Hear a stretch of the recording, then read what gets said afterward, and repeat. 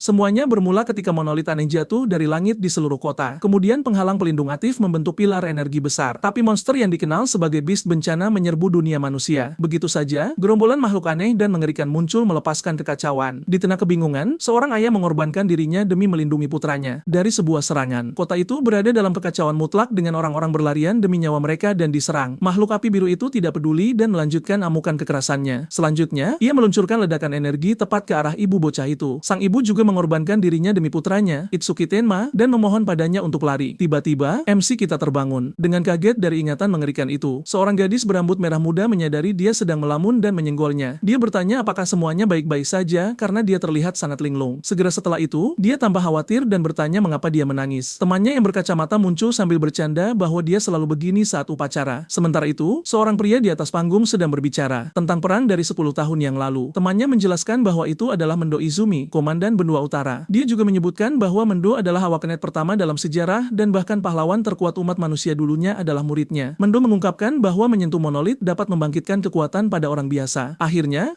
dia mengatakan dia ada di sana untuk mengubah mereka semua menjadi awakenet untuk perang. Seketika, sebuah monolit muncul dari tanah dikelilingi oleh energi emas. Para siswa menjadi sangat heboh atas kesempatan untuk akhirnya menjadi awakenet. Teman Itsuki sangat bersemangat, tetapi pahlawan kita tampak sangat serius. Kemudian, pria kita mulai berjalan menuju batu itu, mengabaikan semua orang di sekitarnya. Gadis berambut merah muda itu merasa khawatir dengan perilakunya yang aneh. Dengan tatapan sinis dan mata merah yang menyala, dia berkata bahwa hari itu akhirnya tiba. Kerumunan mulai menyentuh batu itu, tetapi tidak ada yang terjadi pada siswa pertama. Yang lain berkomentar bahwa jika atlet pemecah rekor saja tidak bisa melakukannya, mereka juga tidak punya peluang. Beberapa siswa lain mencoba peruntungan mereka, tetapi mereka semua gagal total. Kerumunan mulai putus asa, karena belum ada seorang pun dari sekolah itu yang terbangkitkan sejauh ini. Penjaga kemudian memanggil antrean berikutnya, seorang pria bernama Hikaru Oshi. Para siswa merasa khawatir karena Hikaru dikenal sebagai perundung dan batu itu mulai bereaksi. Tiba-tiba, monolit itu melepaskan kilat biru dan Hikaru mulai melayang di udara. Sebuah layar menampilkan statistiknya dan dia menjadi sombong karena membangkitkan kekuatan petir. Seorang wanita berambut biru melaporkan bahwa statistiknya jauh di atas rata-rata. Dengan sombong, Hikaru bertanya apakah si tua Mendo punya sesuatu untuk dikatakan padanya. Tetapi entah dari mana, MC kita muncul dan meletakkan tangan di bahunya. Si perundung menjadi murka dan berteriak agar Itsuki menyingkirkan tangannya yang kotor sekarang juga. Orang-orang di antara hadirin melihat Itsuki memotong antrean dan mengira dia akan mendapat masalah serius. Pahlawan kita kemudian menyentuh batu itu dan wanita itu merasakan emosi yang kuat terpancar darinya. Saat Itsuki menyentuh batu tersebut, sang wanita mencatat bahwa tekadnya berada di level yang sangat berbeda. Bahkan Mendo terkejut dengan energi yang dia rasakan dari anak itu. MC kita kemudian mengingat kembali bayangan makhluk yang membuatnya trauma dalam pikirannya. Tiba-tiba, sebuah kolom cahaya masif meletus dari monolit menelan pahlawan kita. Energi tersebut berubah menjadi bunga raksasa yang menutupi seluruh halaman sekolah. Kerumunan benar-benar ternyanga melihat pertunjukan cahaya tersebut yang jauh lebih besar daripada milik Oshi. Teman-temannya sangat bangga dan senang atas kebangkitannya yang mengesankan. Mendo menyadari bahwa fenomena ini hanya terjadi pada kelas paling langka, yaitu Order Breaker. Sementara itu, si perundung Hikaru tidak percaya dengan apa yang terjadi. Itsuki kemudian terbangun di tempat yang aneh, bertanya-tanya apakah dia akhirnya telah terbangkitkan. Dia duduk di tengah-tengah bunga energi yang terbentuk di dunia nyata. Sebuah layar status muncul menunjukkan kelasnya sebagai Order Breaker dan gift-nya sebagai Nirvana. Namun saat dia melihat atributnya, setiap poinnya berada di angka 0. Namun, gift Nirvananya aktif, meningkatkan semua statistiknya sebanyak 200 poin. Pria kita menyadari bahwa bahkan tanpa naik level, dia bisa menjadi kuat dengan cara yang berbeda. Di luar, cahayanya begitu terang hingga membutakan semua orang di sekitarnya. Perlahan, siluet seseorang mulai muncul dari dalam cahaya. Oshi terkejut saat menyadari orang yang keluar itu adalah Itsuki. Wanita berambut biru itu tidak percaya dengan statistiknya dan Mendo berkata, tanpa ragu, pahlawan kita adalah Rookie Awakenet terkuat dalam sepanjang sejarah. Layar menampilkan statistik pahlawan kita dengan total 800 poin. Kerumunan sekolah menjadi liar dan kepala sekolah menyebutnya sebagai pencapaian bersejarah. Namun si perundung Oshi menjadi kesal dan murka karena pria itu mencuri perhatiannya. Jadi, ia melepaskan pancara listriknya ke semua orang dan menyebut Itsuki pecundang. Selanjutnya, Oshi melompat dan mempersiapkan jurus barunya, Silver Serpent, untuk menyerang. Sistem pahlawan kita mendeteksi skill tersebut dan mengaktifkan Overmimesis untuk menganalisisnya. Bar analisis mulai naik sangat cepat sementara pria kita tetap tenang sepenuhnya. Tiba-tiba, serangan petir menghantam tanah dengan kekuatan penuh, tetapi tidak mengenai siapapun. Semua orang bingung karena mereka melihat kilatan dan kemudian pof, Itsuki menghilang begitu saja. Lalu, MC kita muncul di belakang Oshi sambil memegang kepala si perundung itu. Dengan tatapan dingin, dia berkata Oshi beruntung karena dia manusia. Jika tidak, tidak, dia pasti sudah tamat sekarang. Kerumunan hanya menonton saat si perundung lumpuh karena ketakutan sementara analisis berlanjut. Dengan analisis yang hampir selesai, pria kita hanya berdiri di sana dengan santai. Akhirnya, analisis mencapai 100% dan dia mempelajari Thunder Wave. Entah dari mana, kilatan baru muncul dan beberapa orang di sana bersyukur karena mengenakan kacamata hitam. Layar kemudian menunjukkan bahwa analisis Silver Serpent sukses total. Sekarang, MC kita diselimuti petir biru dan terlihat jauh lebih kuat. Semua orang terkejut karena petirnya lebih terang dan Oshi tidak tahu apa yang sedang terjadi. Statistiknya naik sekali lagi dan totalnya sekarang menjadi 840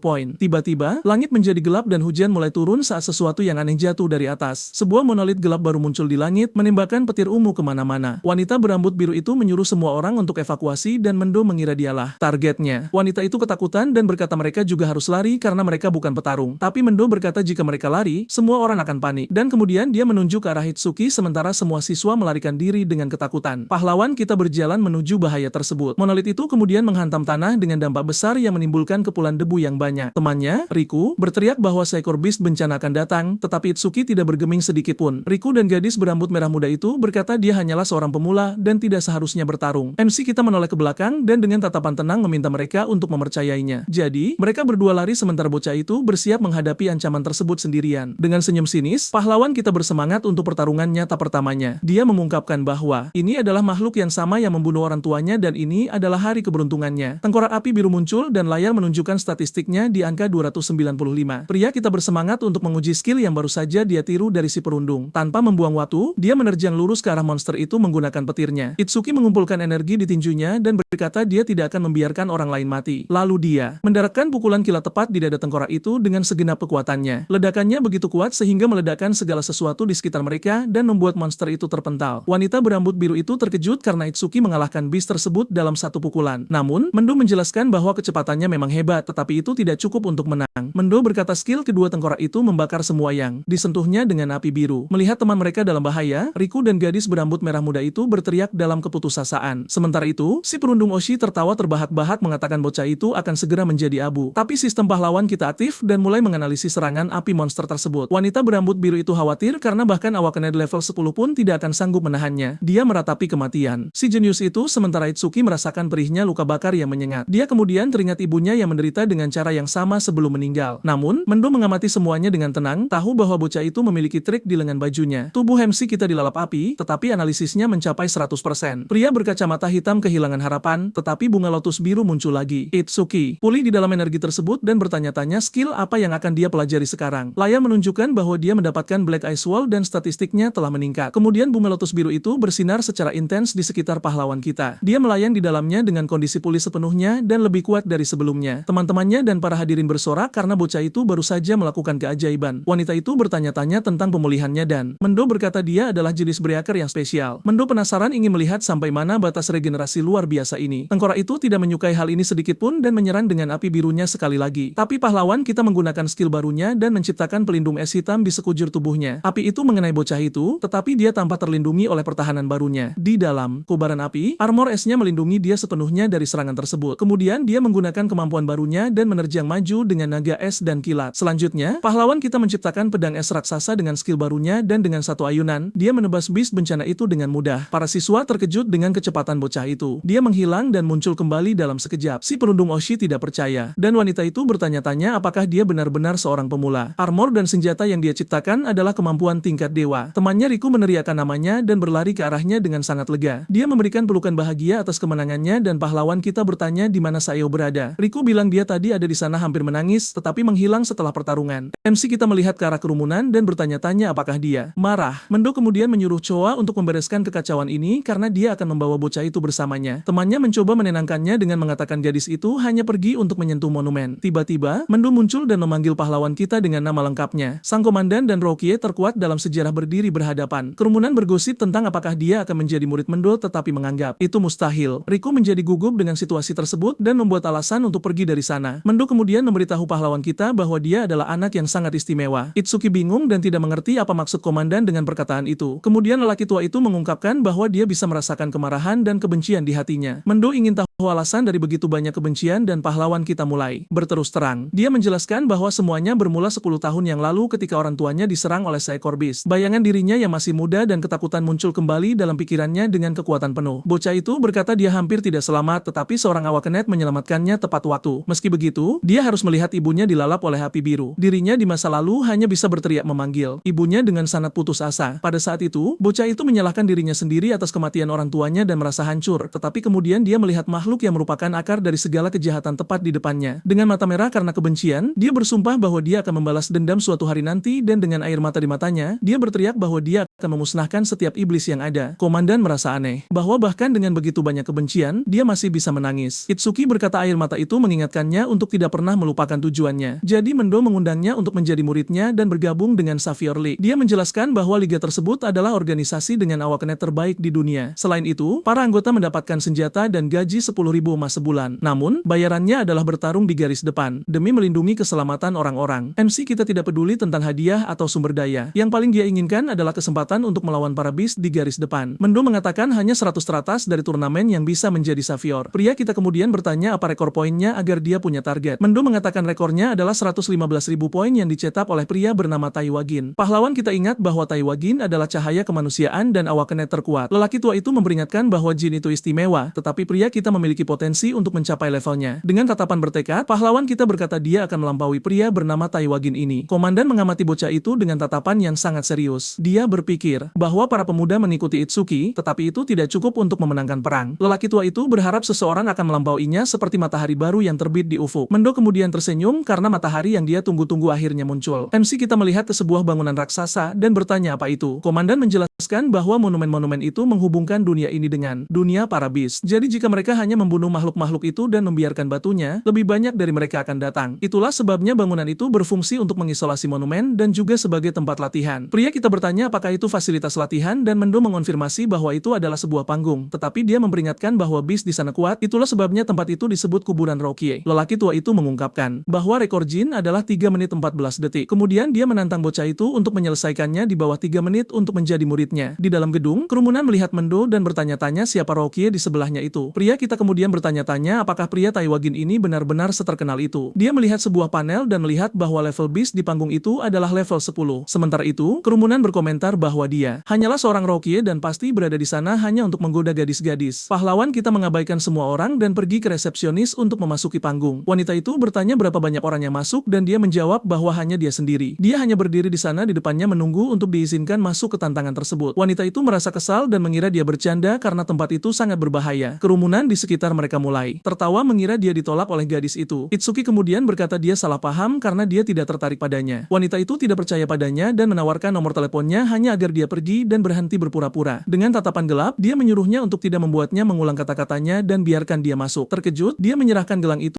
dan Itsuki mengeluh bahwa dia seharusnya melakukan itu sejak awal. Orang-orang menyebutnya bodoh karena berada di level 0 dan mencoba panggung level 10. Salah satu pria di sana mengatakan bahwa bahkan dengan gift spesial, levelnya masih terlalu rendah. MC kita kemudian berjalan ke gerbang untuk memindai gelangnya. Entry-nya disetujui dan sistem memberikan akses kepada Awakenet Itsuki Tenma. Dia bersiap-siap dan berkata janjinya adalah menyelesaikan semuanya dalam waktu kurang dari 3 menit. Kemudian pengatur waktu di layar mulai menghitung dari 0 dan begitu saja, pria kita melepaskan aura kekuatannya. Matanya bersinar. Di dalam panggung, pahlawan kita berlari menuju monolit raksasa. Dengan tatapan fokus, dia bersiap saat merasakan sesuatu mendekat. Kemudian makhluk kayu level 4 muncul dan menyerangnya dengan segala kekuatannya. Tetapi pria kita memanggil KPS dan menyerang balik secara instan. Dia membelah monster itu menjadi 2 dan mengejek monster lain yang ada di dekatnya. Tiba-tiba, gerombolan makhluk yang identik muncul mengepung MC kita. Di luar, Cho menanyai Mendo tentang panggung yang dia pilih untuk anak itu. Dia berkata bahwa melampaui Taiwagin adalah hal yang mustahil dan lelaki tua itu menggoda pilihan katanya. Wanita itu kemudian teringat saat dia melihat Taiwagin mengalahkan beast level 97. Pada saat itu, matanya terasa dingin dan tidak tampak seperti manusia sama sekali. Dia berkata itu adalah mata dewa dengan kekuatan yang sangat besar. Mendo setuju bahwa bocah itu memiliki potensi, tetapi masih berupa berlian yang kasar karena jika Taiwagin adalah dewa, pahlawan kita adalah iblis yang didorong oleh kebencian. Sementara itu, Itsuki mengalahkan makhluk itu dan mencatat bahwa itu terlalu lemah. Tiba-tiba, makhluk bayangan yang jauh lebih besar muncul dari bayang-bayang di belakangnya. MC kita tidak membuang waktu dan menyerang monster baru itu dengan esnya. Dia mengalahkan beast tersebut dengan mudah dan bertanya-tanya apakah hanya itu saja tantangannya. Namun, sistem aktif dan mendeteksi skill regenerasi pada monster itu. Analisis kemampuan dimulai dan pahlawan kita merasa ada yang tidak beres. Monster itu beregenerasi dan menyerang dengan beberapa tanaman merambat yang diarahkan ke bocah itu. Layar menunjukkan bahwa monster itu sekarang level 10 dan pahlawan kita melihat ini tidak akan mudah. Jadi dia menggunakan Black Ice Wall-nya untuk mempertahankan mempertahankan diri dari serangan tanaman merambat. Bocah itu menyadari dia perlu memberikan kerusakan besar untuk menghentikan regenerasinya. Jadi dia menghindar dan memotong beberapa tanaman merambat dengan bilah esnya. Selanjutnya, pahlawan kita mendaratkan serangan vertikal yang kuat tepat di atas makhluk itu. Makhluk itu terbelah menjadi dua oleh serangan itu, tetapi masih belum kalah. Dengan senyum jahat, dia berkata dia akan mencincang monster itu agar tidak bisa sembuh lagi. Kemudian MC kita menggunakan senjata esnya untuk memisahkan kedua bagian tersebut. Dengan itu, monster itu meledak menjadi potongan-potongan kecil yang tak terhitung jumlahnya, dan debu berterbangan di mana-mana. Dia mulai lelah karena menggunakan es begitu lama menguras mananya, tetapi tiba-tiba, makhluk itu mulai beregenerasi lagi dari potongan-potongan tersebut. Monster itu menyerangnya dan bahkan setelah semua itu, ia masih belum lenyap selamanya. Namun, pahlawan kita menyadari bahwa dengan setiap pertahanan, persentase analisis meningkat. Dia mendapatkan sebuah rencana untuk menggunakan petirnya dan menjaga jarak sampai analisis selesai. Analisis berada di angka 75%, tetapi waktunya hampir habis. Jadi dia memutuskan untuk menggunakan petir dan es secara bersamaan untuk mempercepat prosesnya. Pria kita tahu bahwa jika mananya habis sebelum analisis selesai, itu adalah akhir baginya. Bahkan saat menerima serangan, dia tetap fokus saat analisis mencapai 80%. Dia berpikir bahwa jika dia kalah di sini, itu berarti dia tidak cukup kuat. Dengan matanya yang menyala merah, dia bersiap untuk melepaskan serangannya yang paling kuat. Dengan satu upaya terakhir, dia menyerang monster itu tetapi akhirnya tertusuk. Pria kita kelelahan dan tidak punya kekuatan lagi untuk terus bertarung. Mananya terkuras habis, tetapi analisis sistem mencapai 99%. Namun, dia menyadari bahwa mimesis tidak memerlukan mana dan menyatakan bahwa kemenangan adalah miliknya. Kemudian analisis selesai dan dia mempelajari skill Lotus Explosion. Kemampuan baru ini memberikan kerusakan area dan berskala dengan konsumsi mana. Plus, itu menyembuhkan luka-lukanya dan meningkatkan statistiknya sebanyak 20 poin. Pahlawan kita kemudian bersiap untuk mengaktifkan kemampuan baru dan kuatnya. Dia menyatukan kedua tangannya dan melepaskan kekuatan penuh dari Lotus Explosion. Sebuah ledakan berapi yang besar melahap makhluk itu sepenuhnya. Monster itu hancur berkeping-keping, tidak meninggalkan apapun kecuali debu dan abu.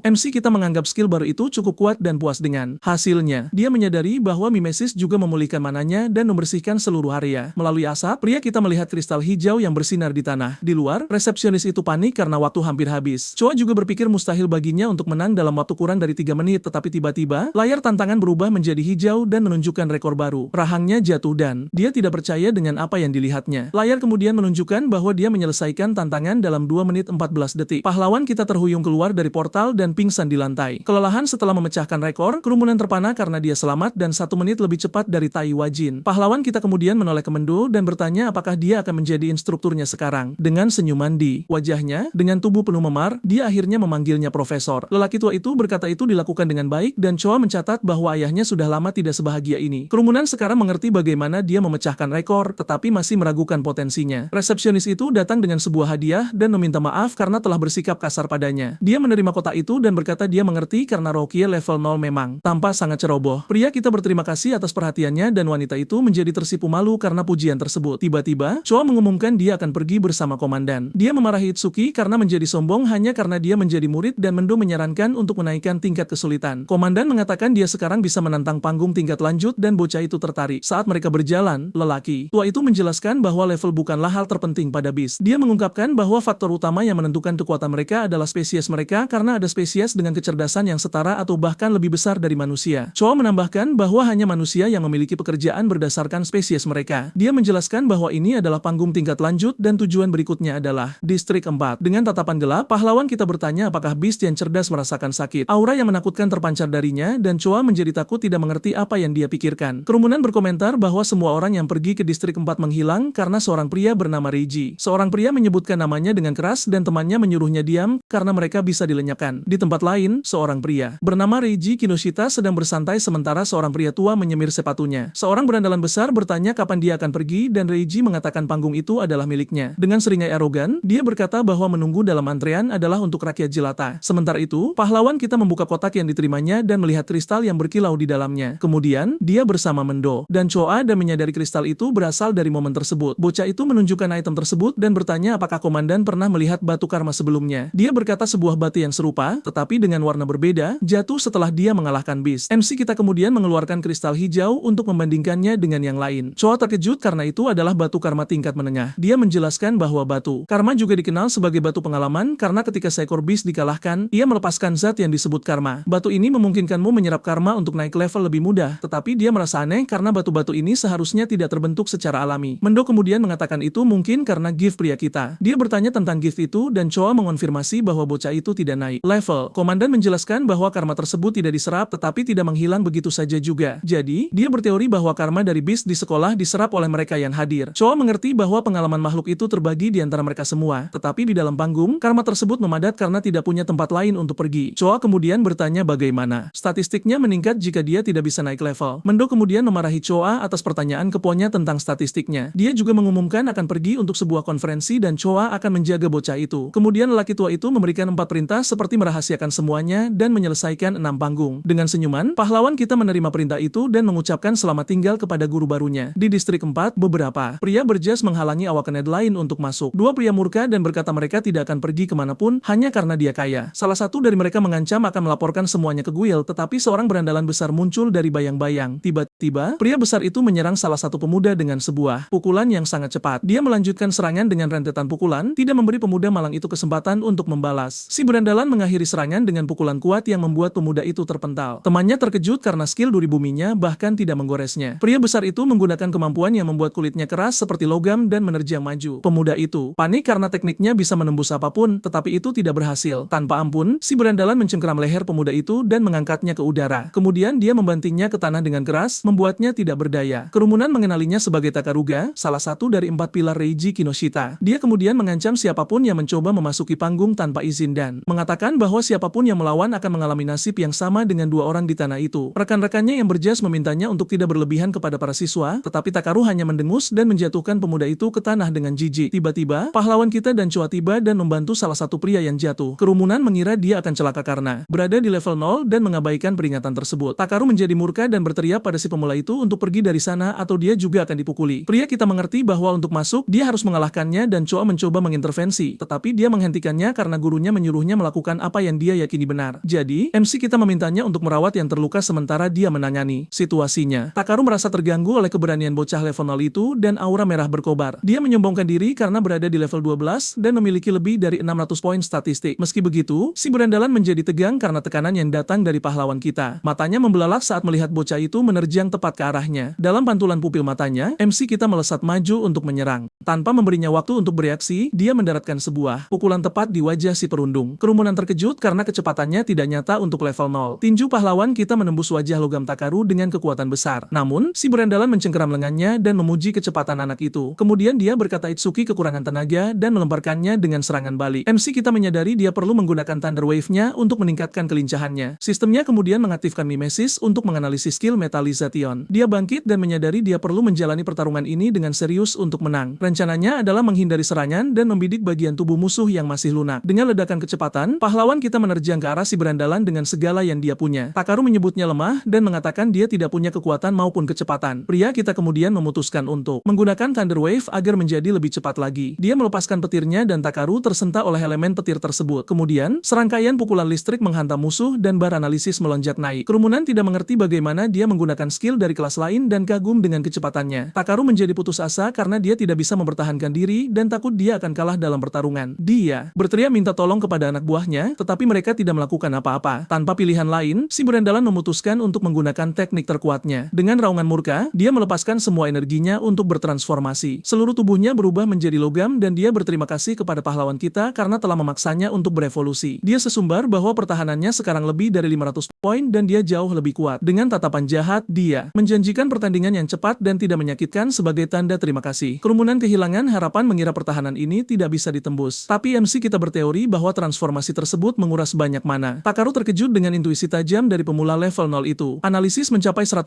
dan bocah itu berkata dia akan mengakhiri ini dalam sekejap. Tiba-tiba, bunga lotus biru muncul dan Choa tahu dia telah menjadi lebih kuat. Orang-orang bertanya-tanya bagaimana dia akan menang dengan skill yang tidak tampak seperti serangan. Dia mempelajari Piercing Orb yang mengabaikan pertahanan, tetapi sangat lambat. Dengan tatapan bertekad, pahlawan kita berkata dia akan menghancurkan pertahanan si berandalan itu. Statistiknya meningkat dan dia pulih sepenuhnya saat mendapatkan Piercing Orb. Kemudian dia menciptakan orb tersebut dan menantang Takaru untuk mencoba dan menghindari serangan tersebut. Kerumunan terkejut bahwa skill level 0 bisa menembus pertahanan level 12. Bola ungu kecil itu kemudian mulai melayang perlahan di udara. Ia melewati kerumunan dengan kecepatan rendah menuju ke arah musuh. Orang-orang menganggap serangan itu mengecewakan dan mengejek ukuran bola kecil tersebut. Takaru juga tertawa dan berkata serangan selemah itu bahkan tidak akan membuatnya geli. Dia berdiri di sana dengan penuh percaya diri, mengira ini adalah kartu as anak itu. Tiba-tiba, bola itu menghantamnya tepat di dada tanpa dia benar-benar menyadarinya. Si berandalan tersentak melihat pertahanan logamnya telah ditembus dengan mudah. Dengan teriakan kesakitan, dia melihat bola itu menembus tubuhnya dan keluar dari sisi lain. Pahlawan kita berkata dia hanya mengenai lengannya karena Takaru adalah manusia. Jika tidak, semuanya sudah berakhir. Dia kemudian menyuruh anak buahnya untuk membawa pria besar itu ke rumah sakit dan pergi dari sana. Dengan tatapan serius, bocah itu mengulangi agar mereka pergi untuk selamanya. Tanpa pilihan, pria-pria berjas itu memegang bos mereka dan membawanya pergi. Dengan kemenangan yang diamankan, kerumunan bersorak dan Choa sangat bangga. Pria-pria yang dipukuli tadi mengundang pahlawan kita untuk membentuk party. Mereka mendiskusikannya karena para beast di sana memiliki pertahanan setinggi milik Takaru. Pria kita mengerti bahwa panggung itu sempurna untuk membuat skill barunya menjadi lebih cepat. Orang-orang itu bingung dan bertanya pilihan mana yang akan dia ambil. Dengan tatapan serius, pahlawan kita berkata dia lebih suka masuk ke panggung sendirian. Mereka mengira dia menjadi sombong hanya karena dia mengalahkan si berandal Takaru. Kecewa, pria itu berkata dia akan mencari kelompok lain karena Itsuki dianggap tidak cukup baik. Choa khawatir tentang mananya, tetapi MC kita memintanya untuk tidak khawatir. Dia menjadi sangat malu dan berkata dia hanya bertanya agar dia tidak dimarahi oleh ayahnya. Sebelum pergi, Choa memperingatkan bahwa beast batu bergerak dalam kelompok besar. Pria kita kemudian memasuki panggung dan entry-nya disetujui oleh sistem. Dia terkejut karena jumlah monsternya jauh lebih banyak daripada yang dia duga. Di dalam panggung, segerombolan golem batu menantinya untuk bertarung. Layar menunjukkan patung-patung itu berada di level 9 dan mengubah semua mana mereka menjadi pertahanan. Pahlawan kita kemudian menyiapkan piercing orb-nya untuk menguji pasif skill tersebut. Dia mengaktifkan kemampuan itu dan bola energi ungu muncul di tangannya. Bola itu bergerak, maju dan menghantam salah satu golem batu tepat di depannya. Monster itu dikalahkan dan sistem memberitahu dia bahwa kecepatan bola tersebut telah meningkat. Dengan senyuman, dia berkata dia sudah tahu karena efek pasif skillnya bekerja. Dia dikepung oleh lebih banyak makhluk batu, tetapi tampaknya tidak khawatir sedikit pun. Dengan petirnya yang aktif,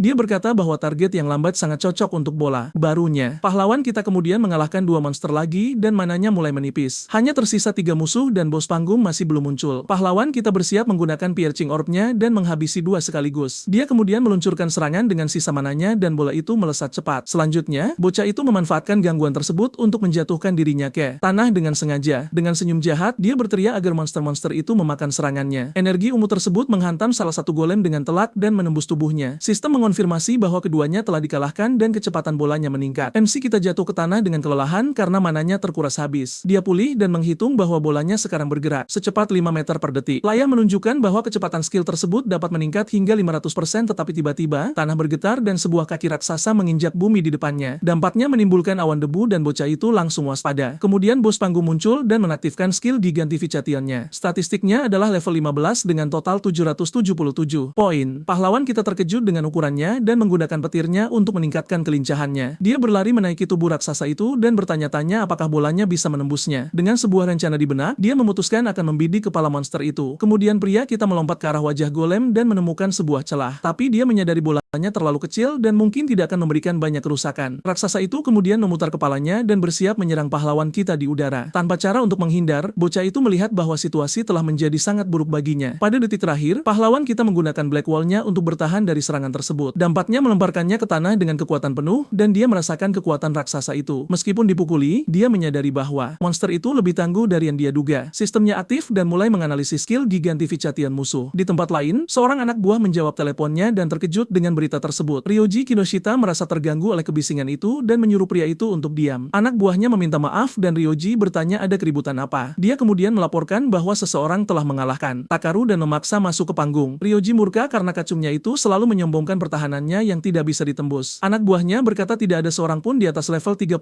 yang punya waktu untuk pergi ke sana. Dia juga berpikir mustahil bagi Rokia level 10 untuk mengalahkan si berandal itu. Tapi Ryoji memotong pembicaraannya dan berkata mereka akan pergi ke sana untuk menangani situasi. Dengan tatapan marah, dia menyuruh anak buahnya untuk bergegas dan jangan membuatnya mengulang perintahnya. Pria itu patuh seketika dan Ryoji bersiap-siap untuk pergi dan memberi mereka pelajaran. Dia mengenakan mantelnya dan bersumpah akan membuat para penyusup itu menyesal karena telah mengganggunya. Kembali ke pertarungan, analisis mencapai 100% dan bocah itu merasa lega. Bunga lotus biru muncul di kepala raksasa itu dan bersinar terang. Analisis Gigantification selesai, tetapi dia tidak mendapatkan skill baru. Sebaliknya, piercing orb-nya naik level dan mendapatkan efek baru. Sekarang dia bisa menambah ukuran bolanya dan buff kecepatannya telah berlipat ganda. Dengan senyuman, pahlawan kita berkata ini saatnya untuk menguji kemampuan barunya. Statistiknya meningkat 20 poin lagi lagi dan dia pulih sepenuhnya lagi. Dia kemudian menggunakan seluruh mananya untuk menciptakan Piercing Orb terkuat yang bisa dia lakukan. Energi bola itu menghantam jatuh dan mengenai raksasa itu tepat di tengah kepalanya. Serangan itu begitu kuat sehingga menembus seluruh monster dan membuka lubang di tanah. Dengan mananya yang nol, dia bercanda bertanya-tanya apakah dia bertindak sedikit berlebihan. Sistem memberitahu dia bahwa golem telah dikalahkan dan kecepatan bolanya telah berlipat ganda. Dia menghitung bahwa jika dia menyelesaikan panggung ini 2 kali lagi, skillnya akan secepat mobil. Pahlawan kita kemudian menyadari bahwa efek pasif dari skillnya cukup berguna karena Lotus Explosion meningkatkan jangkauan semua kemampuannya yang lain. Dengan ini, dia bermimpi suatu hari nanti bisa menyerang musuh dari jarak bermil-mil jauhnya. Di luar, layar menunjukkan tantangan. Telah selesai dalam 3 menit. Kerumunan terkejut karena kelompok berisi 5 orang saja akan memakan waktu lebih dari 10 menit. Mereka bertanya-tanya bagaimana dia masih level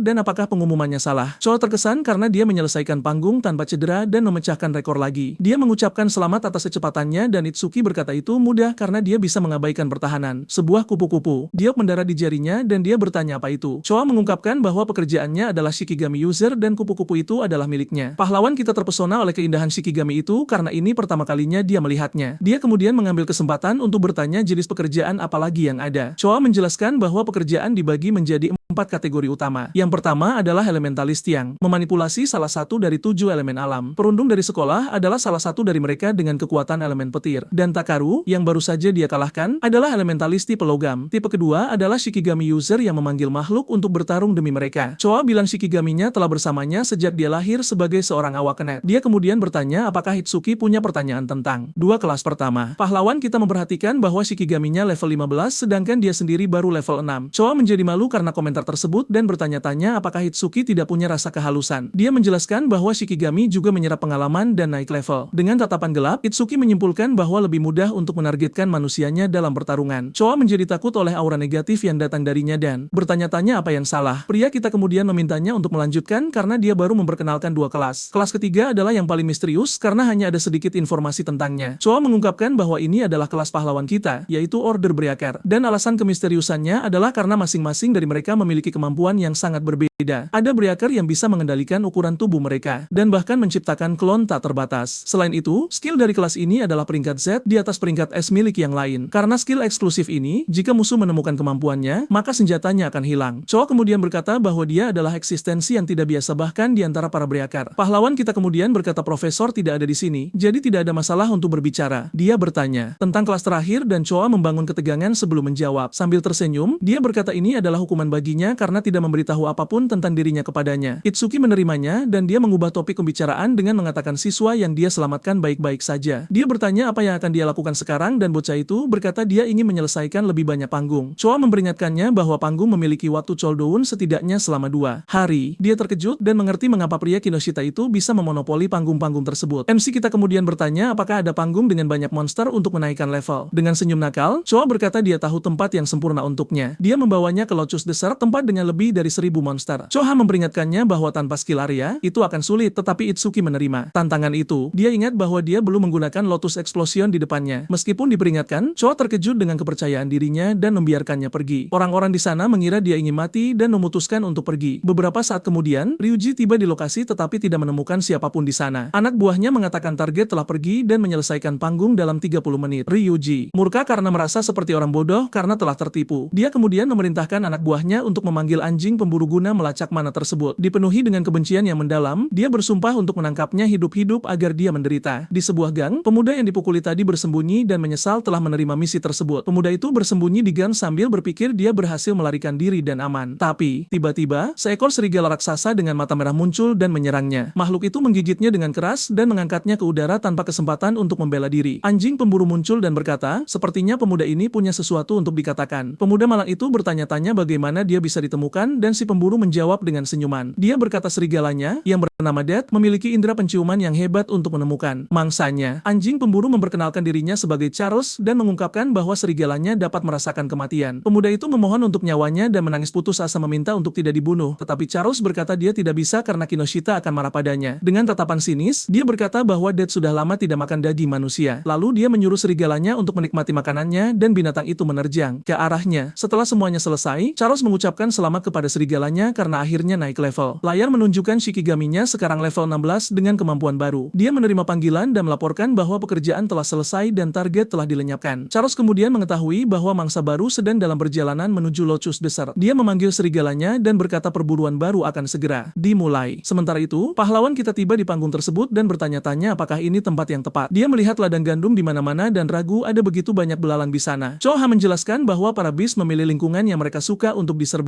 Dia juga memperingatkan bahwa panggung tersebut sangat berbahaya sehingga bahkan tidak ada resepsionis. Pahlawan kita merasa aneh karena level 13 lebih rendah daripada panggung sebelumnya. Choha menjelaskan bahwa perbedaannya adalah belalang di sini sangat agresif. Satu kesalahan saja, maka awak Ned akan dikepung oleh kawanan serangga yang tak terbatas dan pada akhirnya, orang tersebut menjadi makanan belalang dengan hanya tersisa kerangka untuk menceritakan kisahnya. Dengan senyuman, pria kita berkata tempat yang penuh dengan monster adalah persis apa yang dia inginkan. Dia meyakinkannya bahwa dia tidak ingin menjadi makanan serangga dalam waktu dekat. Choha melihat kepercayaan dirinya dan memperhatikannya memasuki portal panggung sendirian. Dia berpikir bahwa jika dia tidak berhasil, itu bukan salahnya karena dia sudah memberitahu semua yang dia tahu. Tapi tiba-tiba, wanita itu teringat dia lupa memperingatkannya tentang respawn yang tidak terbatas. Putus asa, dia memutuskan untuk memasuki panggung guna memperingatkannya sebelum terlambat. Namun, saat dia berbalik, anjing pemburu dan serigalanya muncul di depannya. Dengan senyum sinis, Charles berkata dia sedang mencari seseorang di sana. Di dalam panggung, pahlawan kita mengeluh tentang kekacauan itu dan bersiap untuk bertarung. Dia memanggil hama-hama itu dan berkata, sudah waktunya untuk memulai pembasmian. Sebuah orang-orangan sawah di tengah ladang menarik segerombolan belalang raksasa. Layar menunjukkan mereka berada di level 1 dan 2 tetapi memenuhi persyaratan. MC kita melihat jumlah serangga yang tidak masuk akal terbang ke arahnya, tetapi baginya, ini sempurna karena akan membuat pekerjaannya jauh lebih mudah. Jadi dia menciptakan lotus api dan bersiap untuk menggunakan skill areanya. Dengan armor es yang dikenakan, dia menunggu serangga-serangga itu mendekat sebelum menyerang. Dengan teriakan, pahlawan kita mengaktifkan lotus explosion dan melepaskan energinya. Ledakan besar menyapu ladang tersebut, mengalahkan ratusan belalang sekaligus. Dia hanya berdiri di sana saat serangga-serangga itu berubah menjadi debu dan sistem mengonfirmasi pembunuhan tersebut. Skillnya sekarang memiliki jangkauan 10,5 meter dan telah terakumulasi sebanyak 110%. Dia menghitung bahwa jika dia mengalahkan 100 pertembakan, dia dapat meningkatkan jangkauannya hingga 1000%. Dengan mananya yang hampir penuh, dia menyesali waktu cooldown dari panggung sebelumnya. Tiba-tiba, dia menyadari notifikasi keberhasilan tantangan belum muncul. Sistemnya aktif dan mulai menganalisis skill baru yang disebut Matriarch S Will. MC kita bertanya-tanya apakah ada yang selamat setelah ledakan tersebut. Kemudian segerombolan belalang baru muncul dari dalam tanah dan menyerbu ke arahnya. Dia memarahi dirinya sendiri karena berpikir tidak akan ada bos di panggung ini. Beruntung, dia bisa meningkatkan jangkauan skillnya, tetapi dia tidak tahu di mana bosnya berada. Tanpa pilihan lain, dia memutuskan untuk terus melenyapkan krocok-kroconya sampai bos besar muncul. Dengan ledakan lain, dia mengalahkan gelombang serangga lainnya dan meningkatkan bonusnya. Skillnya sekarang memiliki diameter 16 m dan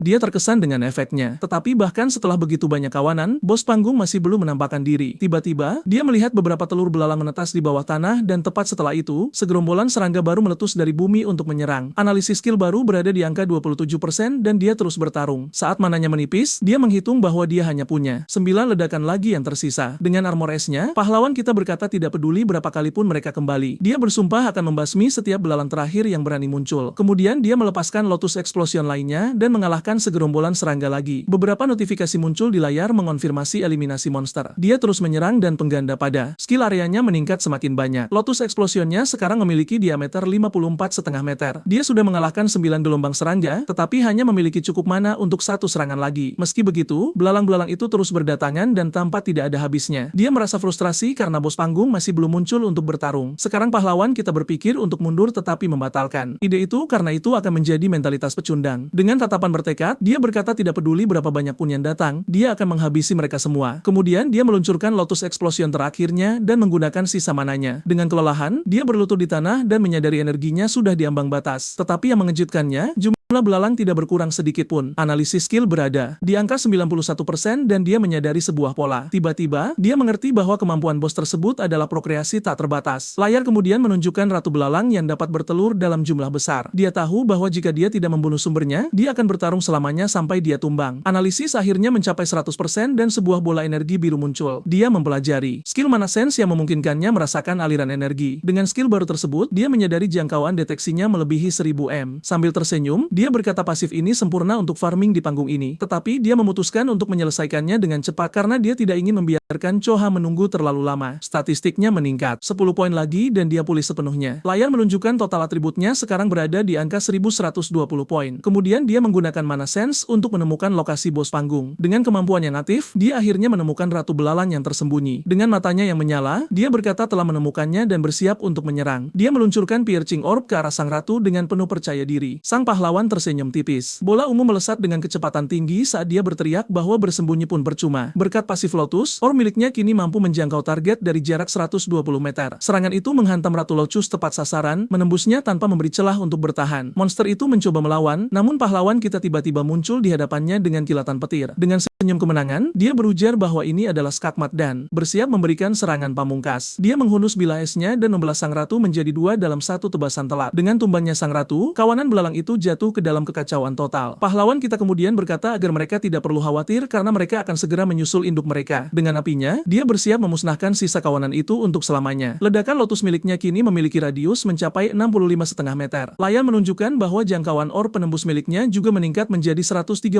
meter. Sambil tersenyum, pahlawan kita bergumam bahwa hasil panen kali ini sangat luar biasa dan dia tidak sabar untuk kembali lagi. Layar kemudian memperlihatkan bahwa dia memecahkan rekor dengan waktu 17 menit 7 detik. Dia berpikir Choha pasti sangat khawatir dan dia akan menerima omelan panjang darinya. Meski begitu, dia menganggap sisi serius gadis itu lucu dan melangkah keluar dari portal untuk meminta maaf. Namun tiba-tiba, matanya berubah merah dan dia merasakan ada sesuatu yang sangat salah. Di luar, Hunting Doll tengah menyandera Choha dengan mencengkeram lehernya. Charles berkata jika gadis itu selamat sendirian, maka dialah orang yang dicari Ryuji. Pahlawan kita murka dan memerintahkan pemburu itu untuk segera melepaskan tangan kotornya dari gadis itu. Sang penjahat justru tertawa dan mengejeknya sebagai pemula sombong karena hanya berada di level 0. Dengan petir yang aktif, MC kita menerjang musuh dengan segala kekuatan yang dia miliki. Charles tersentak oleh kecepatannya dan merasakan ajal mendekat. Namun serigala peliharaannya, Death, melompat ke depan dan menahan pukulan petir itu demi tuannya. Sistem aktif dan mulai menganalisis Shikigami peringkat B, Death Hound. Pemuda kita menyadari bahwa pria bertopi itu adalah pengguna Shikigami seperti Choha. Analisis meningkat hingga 12% dan Charles memuji gerakan pahlawan kita. Dia paham mengapa Taikiryu kalah, namun dia menyombongkan fakta bahwa dia menyandera Choha. Pahlawan kita meneriakkan nama Choha dan menghentikan serangannya agar tidak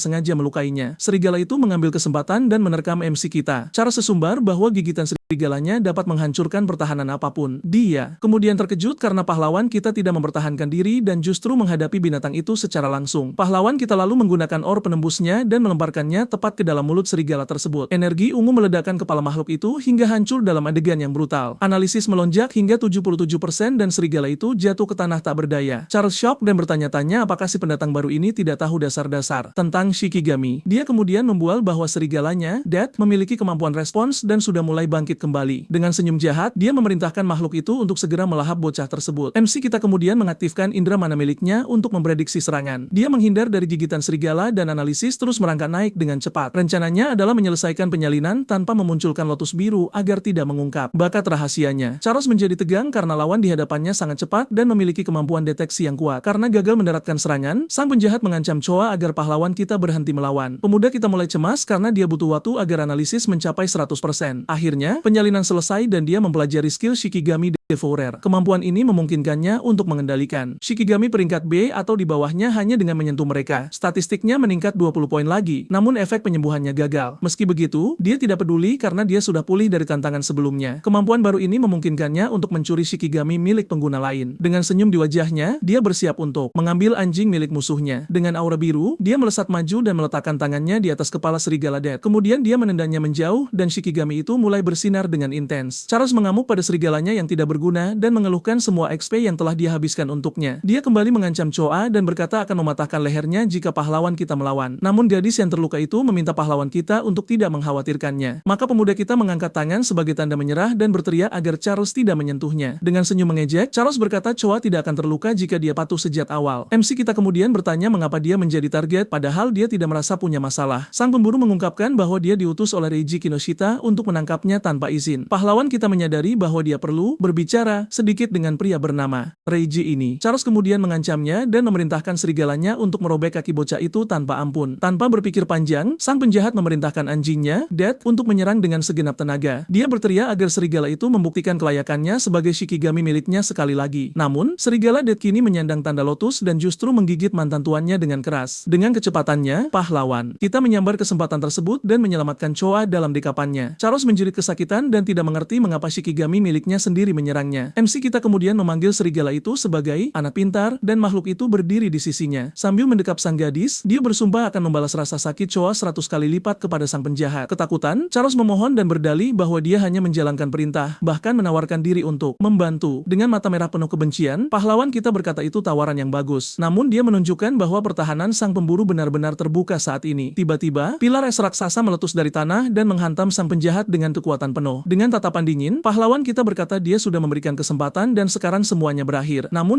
dia memperingatkan bahwa menjatuhkan Reiji adalah tugasnya sendiri, bukan untuk serigala barunya. Karena ketakutan, Charles menangis dan memohon satu kesempatan lagi, berdalih tangannya terpeleset. Mengabaikan tangisan itu, serigala Death menerjang maju dengan mata merah yang dipenuhi amukan murni. Sang pemburu panik dan mencoba mengingatkan serigala itu bahwa dia adalah mantan tuannya. Tanpa ragu sedikit pun, makhluk itu membuka mulutnya dan bersiap untuk melahap mantan pemiliknya. Saat serigala itu menyelesaikan urusannya, pahlawan kita bertanya kepada seseorang apakah pertunjukannya bagus. Dia kemudian mempertanyakan sampai kapan orang itu akan terus bersembunyi di sana. Di atas sebuah jembatan yang tak jauh dari sana, sesosok misterius telah mengamati segalanya dari pinggir lapangan. Tiba-tiba, seorang pria misterius muncul dan berkata akhirnya dia menemukan mereka. Pahlawan kita mendekap Choa Rat-Rat dan bertanya apakah dia berteman dengan pria yang baru saja menjadi santapan serigalanya. Pria itu panik dan menegaskan bahwa dia bukan musuh dan hanya ingin didengarkan. Itsuki tidak peduli dan memerintahkan serigalanya, Grim, untuk mengikutinya setelah selesai makan. Ibria terkejut bahwa anjing gila pun patuh padanya dan melihat peluang untuk mendapatkan bantuan. Jadi, dia memperkenalkan dirinya sebagai Ibria dan mengenalinya sebagai orang yang mengalahkan Taikiryu. Dia kemudian menawarkan bantuan berupa batu kreasi dan bahkan senjata. Namun pemuda kita mengabaikannya begitu saja dan terus berjalan dengan gadis yang terluka di pelukannya. Ibria bingung, berpikir siapapun pasti akan menyambar hadiah seperti itu. Dia lalu teringat kata-kata ayahnya bahwa hadiah haruslah berguna, seperti obat bagi yang terluka atau pedang bagi yang mencari balas dendam. Tiba-tiba, segalanya menjadi jelas. Dan dengan senyuman, dia akhirnya tahu apa yang harus dilakukan. Dia berlari mengejar dan memperingatkan bahwa jika pemuda kita terus berjalan lambat, gadis itu tidak akan selamat. Ibria mengungkapkan bahwa untungnya, dia memiliki item penyembuh dan bisa menyelamatkannya sekarang juga. Protagonis kita berhenti dan menatapnya dengan terkejut, bertanya apakah itu benar. Dia meyakinkan bahwa penyembuhannya tidak instan tetapi pasti akan menyelamatkan nyawa gadis itu. Itsukai kemudian membaringkannya di tanah dan pria itu mulai membalut lukanya dengan item tersebut. Pahlawan kita bertanya apakah benda itu adalah artefak dan Ibria menyadari bahwa dia benar-benar seorang pemula. Dia menjelaskan bahwa senjata modern hanyalah sampah tak berguna melawan binatang bencana. Itulah sebabnya para pengrajin menciptakan artefak yang dibagi menjadi 4 kategori. Artefak tingkat umum, seperti senjata dasar namun bisa melukai binatang buas dan para awak kenet. Tingkat rare dan epic meningkatkan statistik dan bahkan memiliki efek khusus. Dan terakhir, ada artefak tingkat unique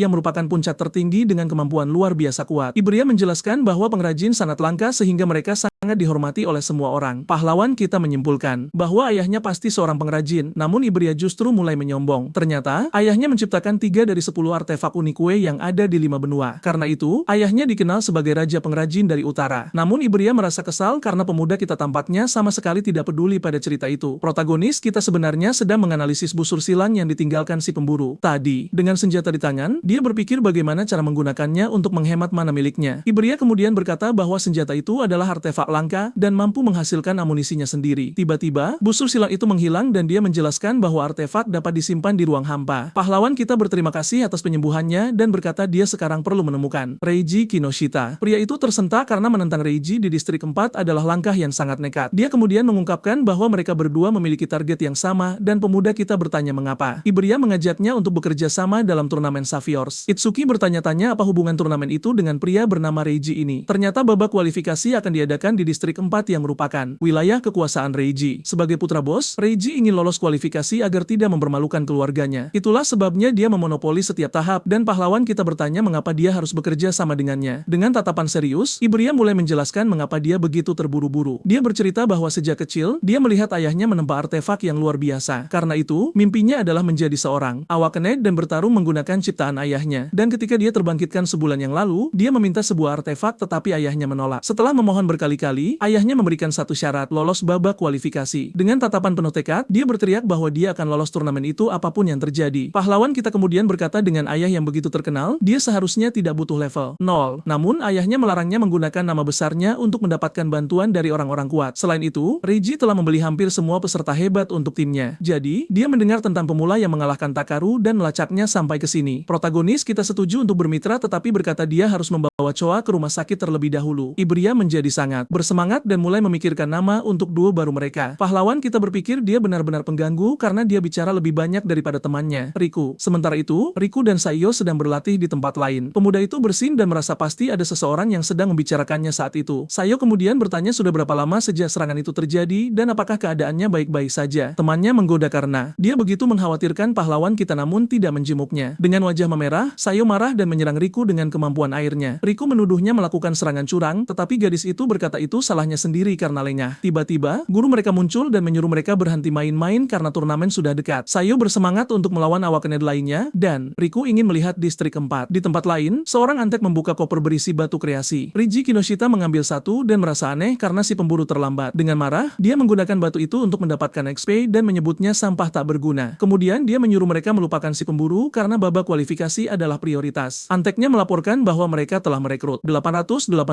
peserta. Dengan senyum puas, Riji berkata dia adalah satu-satunya orang yang bisa diandalkan. Dia kemudian menggunakan batu terakhir dan akhirnya berhasil naik level. Sekarang di level 12, dia bersiap untuk menghancurkan semua rakyat jelata ini. Di luar rumah sakit, pahlawan kita berdiri di hadapan sosok misterius. Pemuda kita meminta maaf, mengatakan itu adalah kesalahannya Choa terluka. Seperti itu. Sosok itu kemudian bertanya apakah dia ingin dia mengurus orang yang bertanggung jawab atas segalanya. Tetapi dengan tatapan penuh tekad, pahlawan kita berkata bahwa Riji adalah masalahnya sendiri. Pria misterius itu setuju dan memintanya untuk menceritakan detailnya nanti. Ibria menyadari mengapa pemuda kita tidak terkesan oleh ayahnya. Sang komandan adalah gurunya. Kemudian, pahlawan kita memberitahu Choa bahwa dia mengikuti turnamen bersama Ibria. Gadis itu berkata dia sudah pulih berkat kupu-kupunya dan artefak langka tersebut. Pria misterius itu kemudian mengenali perban tersebut dan menyimpulkan bahwa Ibria adalah putra Aiden. Pria itu terkejut karena dia tahu tentang artefak dan bahkan ayahnya. Dengan senyum percaya diri, dia menjadi gugup dan berkata bahwa dia sebenarnya adalah ayah Aiden. Pria misterius itu memberitahu bahwa dia salah paham dan rahang Ibria jatuh. Dengan sangat malu, dia mengoreksi dirinya sendiri dan berkata bahwa Aiden, faktanya, adalah ayahnya. Pria itu berterima kasih padanya karena telah menyelamatkan putrinya dan berkata dia akan mengunjunginya nanti. Dia kemudian menyuruh mereka berdua bersiap-siap karena dia dan Choa akan menonton turnamen tersebut. Dengan semangat, para pemuda itu berpamitan dan berjanji akan lolos kualifikasi. Choa kemudian berkomentar bahwa ayahnya sepertinya sangat menyukai pahlawan kita. Mendo mengungkapkan bahwa karena traumanya, bocah itu memiliki kecenderungan merusak diri sendiri yang kuat, tetapi dorongan itu melemah saat dia memiliki seseorang di dekatnya untuk dilindungi. Itulah sebabnya sang komandan menempatkan putrinya sendiri di sisi protagonis kita. Misinya adalah untuk menjadi sosok yang ingin dia lindungi sekaligus menjadi kelemahannya. Dia kemudian mengungkapkan bahwa serangan di sekolah itu bukanlah kecelakaan, melainkan rencana yang disengaja. Masa depan umat manusia suram karena jumlah pengkhianat terus meningkat. Namun, dia yakin bahwa pahlawan kita pasti akan mencerahkan masa depan itu, dan suatu hari dia akan menjadi mercusuar harapan sejati bagi semua orang. Keesokan harinya, turnamen Saviors akhirnya dimulai di distrik 4. Kerumunan orang terpukau oleh jumlah peserta karena kehadirannya tiba-tiba berlipat ganda. Riji sangat marah karena kunjungan lelaki tua Mendo merusak semua rencananya. Riku dan Saiyo melihat sekutu Riji mengenakan ban lengan merah dan bertanya-tanya apakah itu tren baru. Seorang pria bernama Soryu Fujiwara kemudian naik ke panggung dan mulai menjelaskan peraturan. Arena dibagi menjadi dua area, dan setiap tim memulai di titik yang berbeda. Fujiwara menjelaskan bahwa fase pertama adalah perlombaan menuju area dalam. Gelang setiap orang akan mencatat waktu dan penempatan mereka dalam peringkat. Riku berpikir aturan itu cukup brutal karena ribuan orang akan tereliminasi. Ibria kemudian menunjuk ke layar besar dan penyiar berkata mereka boleh membawa dua peralatan. Sementara itu, Riji Kinoshita memerintahkan anak buahnya untuk menyabotase siapapun yang menghalangi jalannya. Ibria menyusun rencana untuk masuk ke area dalam dan mengejutkan Riji. Namun tiba-tiba, rahang pria itu jatuh karena pahlawan kita tidak mendengar sepatah kata pun. Protagonis kita melangkah begitu saja ke arah kelompok Riji dan menatap mereka tajam. Tanpa memedulikan apapun, penyiar akhirnya menyatakan dimulainya tahap pertama. Fujiwara senang melihat begitu banyak anak muda, tetapi dia tahu kuantitas bukanlah kualitas. Seorang pria bernama Sohiten berkata bahwa dulu, ada orang-orang di atas level 15, tetapi sebenarnya di tahunnya, hanya dia dan Jin Taiwell yang terkenal yang berpartisipasi. So menganggap semuanya membosankan tanpa pendatang baru seperti Taiwell, dan Fujiwara berkata jenius itu langka. Lalu dia bertanya tentang murid baru Mendo yang mengalahkan kerangka. Sang komandan, yang berada di sana dengan penyamaran, membenarkan bahwa rumor itu benar. So menjadi sangat bersemangat untuk bertemu dengan anak ajaib baru itu dan bertanya di mana dia berada. Fujiwara kemudian mulai mencari anak itu di tabletnya untuk mencari tahu. Dia mengabaikan Riku karena bakat logamnya biasa saja, dan dia baru level 10. Saiyo juga bukan orangnya karena dia seorang elementalis pendukung. Jadi dia menyimpulkan bahwa murid itu pastilah seorang gadis bernama Hana Hanyu dengan level yang tidak wajar, yaitu 16. Fujiwara merasa aneh bahwa Hana memiliki level tertinggi, tetapi Mendo tampaknya tidak peduli. So kemudian bertanya apakah ada level 0 yang berpartisipasi, dan dia memastikan memang ada satu orang. Sementara itu, Riji dan anak buahnya mengejek pahlawan kita karena berada di level 0. Dengan tatapan dingin, protagonis kita memanggil busur silannya dan menatap semua orang dengan tajam. Riji kemudian mengenalinya dan bertanya dengan seringai siapa dia sebenarnya. Pahlawan kita lalu berkata bahwa sang penjahat telah mencarinya kemana-mana. Riji tidak percaya bahwa sampah level 0 telah mengalahkan anak buahnya, Takero. Maka dia memerintahkan anak buahnya untuk menangkap anak itu, dan membuatnya menyesal. Tanpa membuang waktu sedetik pun, Riji melepaskan petirnya dan berkata dia tidak punya waktu untuk disia-siakan. Di sisi lain, Sohiten melihat kelompok itu dan menyadari pertarungan tersebut akan menjadi pembantaian sepihak. Dia menyuruh anak buah Riji menyerah, mengatakan mereka mungkin akan mengampuni nyawa mereka. Ibria menjadi tegang karena meskipun dia bisa menjatuhkan satu orang, mustahil untuk mengalahkan sisanya. Tanpa pilihan lain, dia memutuskan untuk menggunakan kartu as rahasianya untuk membantu pertarungan. Salah satu anak buah Riji mendekat dan mengejek pahlawan kita karena level 0. Dengan tatapan dingin, protagonis kita hanya menyuruh pria itu untuk menyingkir dari jalannya. Anak buah itu terkejut oleh keberanian si bocah dan tertawa terbahak-bahak. Namun So menyukai kepribadiannya dan berkata dia akan menyelamatkannya jika dia hampir mati. Anak buah itu kemudian menerjang maju, berkata dia akan membelah kepalanya untuk melihat apa isinya. Pahlawan kita hanya menyeringai dan bersiap menghadapi serangan musuh yang sudah di depan mata. Lalu dia mendaratkan pukulan telah tepat di wajah anak buah itu, membuatnya terpental. Dengan tatapan dingin, pahlawan kita mengulangi kata-katanya, menyingkir dari jalanku. So terpana. Dia baru saja mengalahkan musuh yang 7 level lebih kuat dengan satu pukulan. Anak buah lainnya tidak percaya dan mengira dia hanya membuat pria itu lengah. Salah satu dari mereka kemudian menggunakan kemampuan apinya, bersumpah untuk mengubah bocah itu menjadi arang. Bola api itu melesat maju, dan Ibria panik karena dia tidak punya waktu untuk menggunakan artefaknya. Kerumunan orang berpikir itu berlebihan menggunakan serangan sekuat itu melawan level 0. Namun tiba-tiba, salah satu anak buah menyadari ada sesuatu yang sangat salah di sini. Pahlawan kita kemudian menggunakan dinding es hitamnya dan bertahan melawan serangan itu. Ibria terkesan. Dia berhasil menahan ledakan api tersebut. Dengan tatapan serius, protagonis kita menyuruh pria itu untuk menjauh darinya. Sistem memberitahunya bahwa pertahanannya meningkat 10% dan statistiknya naik. Dia ingin menguji apakah pasif kemampuannya aktif dengan memblokir serangan yang sama 2 kali. Anak buah itu terkejut karena dia bukan elementalis air, jadi dia seharusnya tidak bisa menggunakan es. Pahlawan kita kemudian menantangnya untuk menyerang lagi, berjanji dia tidak akan mempertahankan diri. Musuh menerima tantangan itu, dan bersiap menggunakan jurus terkuatnya. Dengan seluruh mananya, dia meluncurkan gelombang api yang lebih besar ke arah bocah itu. Protagonis kita melihat serangan itu dan menyadari bahwa meskipun lebih kuat, itu tetaplah api. Anak buah Riji berpikir dengan kekuatan sebesar ini, dia bisa menyaingi level 8. Tanpa sisa mana sedikit pun, musuh berkata permainan sudah berakhir selamanya. Tiba-tiba, dia melihat sesuatu yang aneh dan berteriak bahwa itu tidak mungkin. Dengan tatapan dingin, pahlawan kita bertanya apakah anak buah itu benar-benar mengira dia bisa melarikan diri. Musuh lain kemudian menyerangnya dari belakang. Menahannya dengan segenap tenaga, bocah kita bahkan tidak bergeming dan hanya menatapnya dengan baju besi es hitamnya. Si kasar itu marah dan berkata jika kecepatan adalah andalannya, maka kekuatan adalah miliknya. Layar menunjukkan bahwa bonus pertahanan hanya 3% bukan 34. Pahlawan kita kemudian menyadari bahwa pasif es tidak menumpuk melawan target yang sama. Si kasar menyusun rencana untuk menguras mananya dan membiarkannya tanpa pertahanan es. Sementara itu, protagonis kita menyadari bahwa gelombang petir memiliki batasan yang sama. Tanpa membuang waktu, si kasar menyerang dengan rentetan bola api. Ledakan besar terjadi, menimbulkan banyak debu dan asap di mana-mana. Riji melihat kedua anak buahnya telah dikalahkan dan menyuruh semua orang lari. Dengan aura petir, pahlawan kita bertanya-tanya siapa pria ini sebenarnya. Dia kemudian menyerang si kasar dengan lengan esnya dan mengakhiri penderitaannya. Musuh tidak percaya serangannya diblokir dan menyadari kelemahan es tersebut. Protagonis kita kemudian menghilang dan muncul kembali di hadapannya dalam sekejap mata. Ibria menonton dari kejauhan dan melihat bahwa semua anak buah telah dibuat pingsan. Dengan selesainya pengujiannya, pahlawan kita berkata sudah waktunya untuk mengakhiri pesta ini. Dia kemudian mengaktifkan dinding es hitamnya untuk menyerap bola api. Sistemnya menyerap kemampuan petir dan statistiknya meningkat sekali lagi. Ryuji kemudian bergabung dengan anak buah lainnya dan menggunakan skill ular perak dengan senyuman. Ibria berkata dia mengira pertarungan akan sulit tetapi bocah itu sangat kuat. Seorang anak buah yang tergeletak di tanah bertanya-tanya siapa dia sebenarnya karena dia jelas tidak terlihat seperti level 0. Protagonis kita kemudian terlihat bingung dan bertanya mengapa Ibria berkata, kita berdua. Ibria sesumbar bahwa bersama-sama mereka adalah duo double E yang terkuat di utara. Namun pahlawan kita menyeretnya pergi dan memberitahunya bahwa mereka harus mengejar Kinoshita. Anak buah yang tersisa hanya bisa berpikir betapa payahnya nama tim itu. Sementara itu, Ryuji berasumsi level 0 itu pasti sudah dikalahkan oleh anak buahnya. Namun, dia ingat bahwa busur silang yang digunakan si pemula sama dengan milik si pemburu. Kemudian salah satu pelarinya yang merasa hebat karena kecepatannya menyalip lawan. Pria itu menyombongkan kecepatannya, tetapi tiba-tiba sesuatu menghantamnya dengan keras. Dia jatuh ke tanah dan bertanya-tanya siapa di dunia ini yang berhasil memukulnya saat kecepatan penuh. Kemudian Ryuji muncul dan menghabisinya dengan serangan petir tanpa belas kasihan. Sang penjahat berkata itulah yang terjadi jika seseorang mendahuluinya. Dia kemudian menyuruh anak buahnya berkumpul kembali untuk tahap kedua. Dari kotak VIP, seorang wanita berkacamata mempertanyakan keangkuhan Putra Genkai. Mendo berkata dia tidak bisa melakukan apapun karena itu tidak melanggar aturan turnamen. Ryuji memanfaatkan hal ini dengan menggunakan sekutunya untuk membersihkan jalan dan menghemat staminanya. Dengan bantuan mereka, dia dapat dengan mudah lolos ke fase kedua. Sesampainya di area dalam, dia sesumbar tentang betapa mudahnya semua itu secara mengejutkan. Namun tiba-tiba, kilatan petir biru menyambar dan seseorang meneriakkan namanya dengan penuh amarah. Ryuji tersentak mendengar suara yang meneriakkan namanya di tengah arena. Dia kemudian bertanya siapa yang berani memanggilnya, dan anak buahnya menunjuk ke arah si pendatang baru. Kerumunan terbelah dan pahlawan kita bersama Ibria berjalan ke arah mereka. Anak buah tersebut mengonfirmasi bahwa itu adalah bocah yang sama yang mereka lawan sebelumnya. Ryuji tidak percaya mereka mengalahkan anak buahnya dan berpikir mereka pasti telah disuap. Dengan tatapan menghina, dia bertanya seberapa jauh sampah level 0 ini akan mengikutinya. Pemuda kita berkata dia tidak akan pergi kemanapun sampai mereka menyelesaikan masalah, tetapi Ryuji berkata dia sibuk dan akan meninggalkan beberapa orang untuk menemani mereka. Kemudian, sang penjahat memerintahkan pasukan anak buahnya untuk menyerang duo tersebut dengan segala yang mereka punya. Para antek bersiap untuk memberi pelajaran sopan santun kepada bocah kurang ajar itu. Ibria ketakutan saat melihat setidaknya ada 100 musuh di depannya. Namun, protagonis kita dengan tenang hanya memintanya untuk menutup telinga. Tiba-tiba, gelombang petir masif meletus dari pahlawan kita menghantam semua orang. Ryuji hanya menyaksikan adegan itu dengan tatapan serius tanpa menunjukkan reaksi. Serangan listrik itu begitu kuat sehingga membuat semua anak buah terpental. Baik Ryuji maupun Ibria benar-benar terpaku oleh kekuatan kemampuan itu. Pemuda kita kemudian berkata kata-kata terakhirnya tidak dipahami dengan benar. Dengan tatapan dingin, dia mengulangi bahwa Ryuji tidak akan pergi kemanapun sampai mereka menyelesaikan urusan mereka. Sementara itu, Riku dan Sayo tiba di area dalam dengan menempati posisi keempat dan kelima. Pemuda itu terkejut karena meskipun mereka cepat, yang lain bahkan lebih baik. Di depan mereka ada Garuo di posisi ketiga dan Shinagami di posisi kedua. Namun yang finish di posisi pertama adalah Hana Hanyu, seorang gadis level 16. Sayo dan Riku mulai mengkhawatirkan Itsuki, tetapi tiba-tiba mereka melihat seseorang terbang melintasi udara. Rahang gadis berambut merah muda itu jatuh melihat pemandangan tak terduga tersebut. Tepat setelah itu, Ibria jatuh keras ke tanah dan menempati posisi ke-6. Dengan tubuh babak belur di lantai, yang bisa dia lakukan hanyalah meneriakkan nama pahlawan kita. Teman-temannya mendengar teriakan itu dan bertanya-tanya apakah mereka benar-benar mendengar nama Itsuki. Riku kemudian mengenali siluet temannya dan berkata tidak diragukan lagi itu dia. Dengan tatapan serius, bocah kita menatap tajam Ryuji dan berkata dia tidak akan pergi kemanapun. Dari kotak VIP, Fujiwara bertanya-tanya mengapa si pemula begitu terobsesi dengan Ryuji. Mendo kemudian meminta Heiten untuk membantu bocah itu jika dia dalam kesulitan. Heiten terkesan dengan kecepatannya dan bertanya-tanya apakah dia bisa secepat itu. Salah satu anak buah Ryuji merasa kesal dan menyuruh pahlawan kita bersiap-siap. Dia berkata ini bukan pertempuran, melainkan eksekusi bagi karakter utama kita. Dengan kata lain, ini adalah pengeroyokan 100 lawan 1 untuk menyingkirkan bocah itu. Pahlawan kita kemudian mengungkapkan bahwa balas dendamnya adalah prioritas utama saat ini. Ryuji meledak amarahnya, dan dengan mata merahnya, dia memerintahkan semua orang untuk menyerang. Kemudian semua antek menyerbu pahlawan kita secara bersamaan. Salah satu anak buah menerjang maju dengan tinju apinya bersumpah kepala pahlawan kita adalah miliknya. Namun bocah kita menangkap tinju api itu dengan tangan kosong meninggalkan musuh dalam keadaan syok. Dia kemudian membantingnya melewati bahu dengan kekuatan luar biasa. Anak buah itu mendarat dengan kepala lebih dulu di tanah dan kalah dalam satu gerakan. Yang lainnya, ketakutan bertanya-tanya bagaimana dia bisa kalah dari level 0. Dengan ekspresi tenang, pahlawan kita menerima tantangan itu dan sistem pun aktif. Dia kemudian berkata sudah waktunya mengakhiri omong kosong ini dan mengaktifkan lotusnya. Ledakan api masif melalap semua antek sekaligus. Gelombang api menyapu arena membuat semua orang terpental. Teman-temannya terpana bertanya-tanya apakah itu benar-benar skill Itsuki. Peserta lain juga terkejut oleh kekuatan ledakan tersebut. Bahkan sang juara pertama Hana Hanyu menyaksikan adegan itu dalam diam. Di kotak VIP, Fujiwara tidak percaya seorang level 0 melakukan itu dan menggunakan skill dari kelas lain. Choa sekarang mengerti kepercayaan dirinya saat di gurun. Dia memiliki skill area yang luas. Pahlawan kita kemudian mengungkapkan dia hanya menggunakan 30% dari kekuatannya agar tidak melenyapkan siapapun. Dia berdiri di tengah asap dikelilingi oleh antek-antek yang berjatuhan. Dengan mata yang bersinar biru, dia melotot ke arah Ryuji dan berkata, sekarang tinggal kau saja. Ryuji ketakutan, tidak mampu percaya dia telah mengalahkan lebih dari 100 orang. Protagonis kita kemudian berkata dia akan mengembalikan semua rasa sakit yang dirasakan temannya. Ryuji menjadi murka dan melepaskan kekuatannya berkata mereka berada di level yang sangat berbeda. Sambil berteriak, Ryuji meluncurkan meriam petirnya dan sistem pahlawan kita mulai menganalisisnya. Namun bocah kita dengan mudah menghindar dan mendaratkan pukulan di punggung sang penjahat. Ryuji terkejut oleh kecepatannya dan menyadari tidak mungkin dia bisa memenangkan pertarungan ini. Putus asa, dia berteriak memanggil pengawalnya, seorang pria, bernama Forty, untuk menyelamatkannya. Raksasa itu kemudian bersiap untuk melanggar aturan dan membantu bosnya. Dengan seringai, sang penjahat berkata bocah itu akan segera dicincang karena Forty berada di level 35. Di kotak VIP, Mendo menyuruh Heiten untuk pergi, dan pemuda itu segera patuh. Pahlawan kita menggunakan inderanya dan mendeteksi seseorang mendekat dengan kecepatan tinggi, dan bukan hanya satu orang karena pria lain muncul. Dalam perkelahian itu, pria besar itu kemudian mendarat dengan suara berdebam menimbulkan awan debu. Dengan tatapan fokus, bocah kita mengamati musuh-musuh baru yang telah tiba. Heiten kemudian menangkap anak buah Riji dan menyuruh pahlawan kita untuk melanjutkan apa yang sedang dilakukannya. Dengan tatapan penuh kebencian, protagonis kita berkata tali penyelamat sang penjahat baru saja putus. Ketakutan, Ryuji mencoba menggunakan nama keluarganya untuk mengintimidasi bocah itu. Namun dengan raungan amarah, dia terbanting ke tanah dan pingsan seketika. Dengan kalahnya sang penjahat, pahlawan kita berkata itu untuk Choha. Dari kotak VIP, seorang gadis berkacamata merona melihat kemenangan bocah itu. Fujiwara merasa semuanya aneh dan bertanya mengapa dia melihat ke arah itu. Protagonis kita kemudian sengaja menghentikan analisis di angka 99%. Di sisi lain arena, Sayo meneriakkan nama temannya setelah melihatnya menang. Pahlawan kita kemudian mendengar suara yang tidak asing dan menoleh terkejut melihat siapa itu. Dia melihat teman-temannya, Sayo dan Riku, berlari ke arahnya untuk bersatu kembali. Gadis berambut merah muda itu memanggilnya untuk masuk ke dalam dan berteduh dari hujan yang turun. Dengan air mata di matanya, dia khawatir Itsuki mungkin masuk angin. Sistem kemudian mengumumkan bahwa dia menempati posisi ketujuh di fase pertama. Ibria dan Riku tiba dan memeluk bocah itu karena lega dia baik-baik saja. Namun Riku merasa kesal pada Ibria dan melotot padanya dengan kilatan listrik di matanya. Sambil tersenyum, Ibria memperkenalkan dirinya sebagai rekan baru pahlawan kita. Teman yang berkacamata menyebutnya sebagai pengkhianat dan Saiyo merasa aneh Itsuki bisa berteman. Ibria sesumbar tentang menjadi rekannya, tetapi Riku menanyakan nama dua mereka. Riku kemudian berkata mereka punya nama tim, dan Ibria menantangnya untuk mengucapkannya. Dengan penuh kebanggaan, dia mengungkapkan namanya adalah Duo I, tetapi Itsuki menyuruhnya berhenti. Teman yang berkacamata menertawakannya dan berkata nama tim itu cukup payah. Dari panggung, Fujiwara mengumumkan bahwa 500 peserta pertama telah lolos dan sisanya tereliminasi. Dia menjelaskan bahwa di fase kedua, setiap orang akan bertarung sendirian selama 1 jam. Ibria ketakutan membayangkan bertarung melawan binatang buas sendirian. Di kotak VIP, Heiten bersemangat untuk fase kedua dan ingin melihat kemampuan mereka. Layar memperlihatkan 7 peserta teratas dari fase pertama turnamen. Berikutnya, arena raksasa untuk fase kedua diperlihatkan kepada semua orang. Kelompok tersebut kemudian bersiap dan berjalan menuju pintu masuk tantangan baru. Riku berkomentar bahwa tempat itu agak menyeramkan dan bertanya apakah level temannya benar-benar nol. Teman berkacamata itu kemudian bertanya bagaimana dia menjadi lebih kuat tanpa naik level, dan pahlawan kita hanya tersenyum. Sayo merasa kesal dan menyuruh para pemuda itu untuk tidak memedulikannya. Tiba-tiba, juri turnamen muncul dan Fujiwara bertanya apakah semua orang sudah siap. Rahang Ibria jatuh saat mengenali orang-orang yang baru saja tiba. Kerumunan mengenali legenda seperti Fujiwara dan veteran Heaton. Fujiwara kemudian mulai menjelaskan aturan untuk tahap kedua, turnamen. Dia mengungkapkan bahwa poin bervariasi tergantung pada kesulitan monster dan setelah setiap kemenangan mereka mendapatkan waktu istirahat 1 menit sebelum putaran berikutnya. Si kasar Gakowo, dengan angkuhnya, berkata dia akan langsung mengambil kelas Nikmare. Pahlawan kita kemudian mengangkat tangan karena dia memiliki pertanyaan tentang tes tersebut. Kerumunan di sekitarnya mengejek berpikir bocah itu akan mundur dari pertarungan. Fujiwara kemudian mengizinkan pertanyaan itu dan menyuruh bocah itu menyampaikan apa yang ada di pikirannya. Protagonis kita kemudian bertanya apakah kelas Nikmare adalah kesulitan maksimum. Dengan senyum di wajahnya, Heaton menganggap pertanyaan si pemula cukup menarik. Kerumunan terus mengejeknya, meragukan dia bahkan bisa mengalahkan mode pemula. Fujiwara menjelaskan bahwa secara teori tidak ada batas kesulitan bagi binatang buas tersebut. Riku berpikir percuma saja mempertimbangkannya karena kelas Nikmar saja sudah sangat sulit. Akhirnya, dia mengungkapkan bahwa poin hari ini akan dihitung untuk turnamen utama. Kelompok itu bersemangat mendengar berita tersebut dan Ibria berkata dia harus menggunakan kartu asnya. Pahlawan kita teringat rekor Taiwagin sebesar 115.000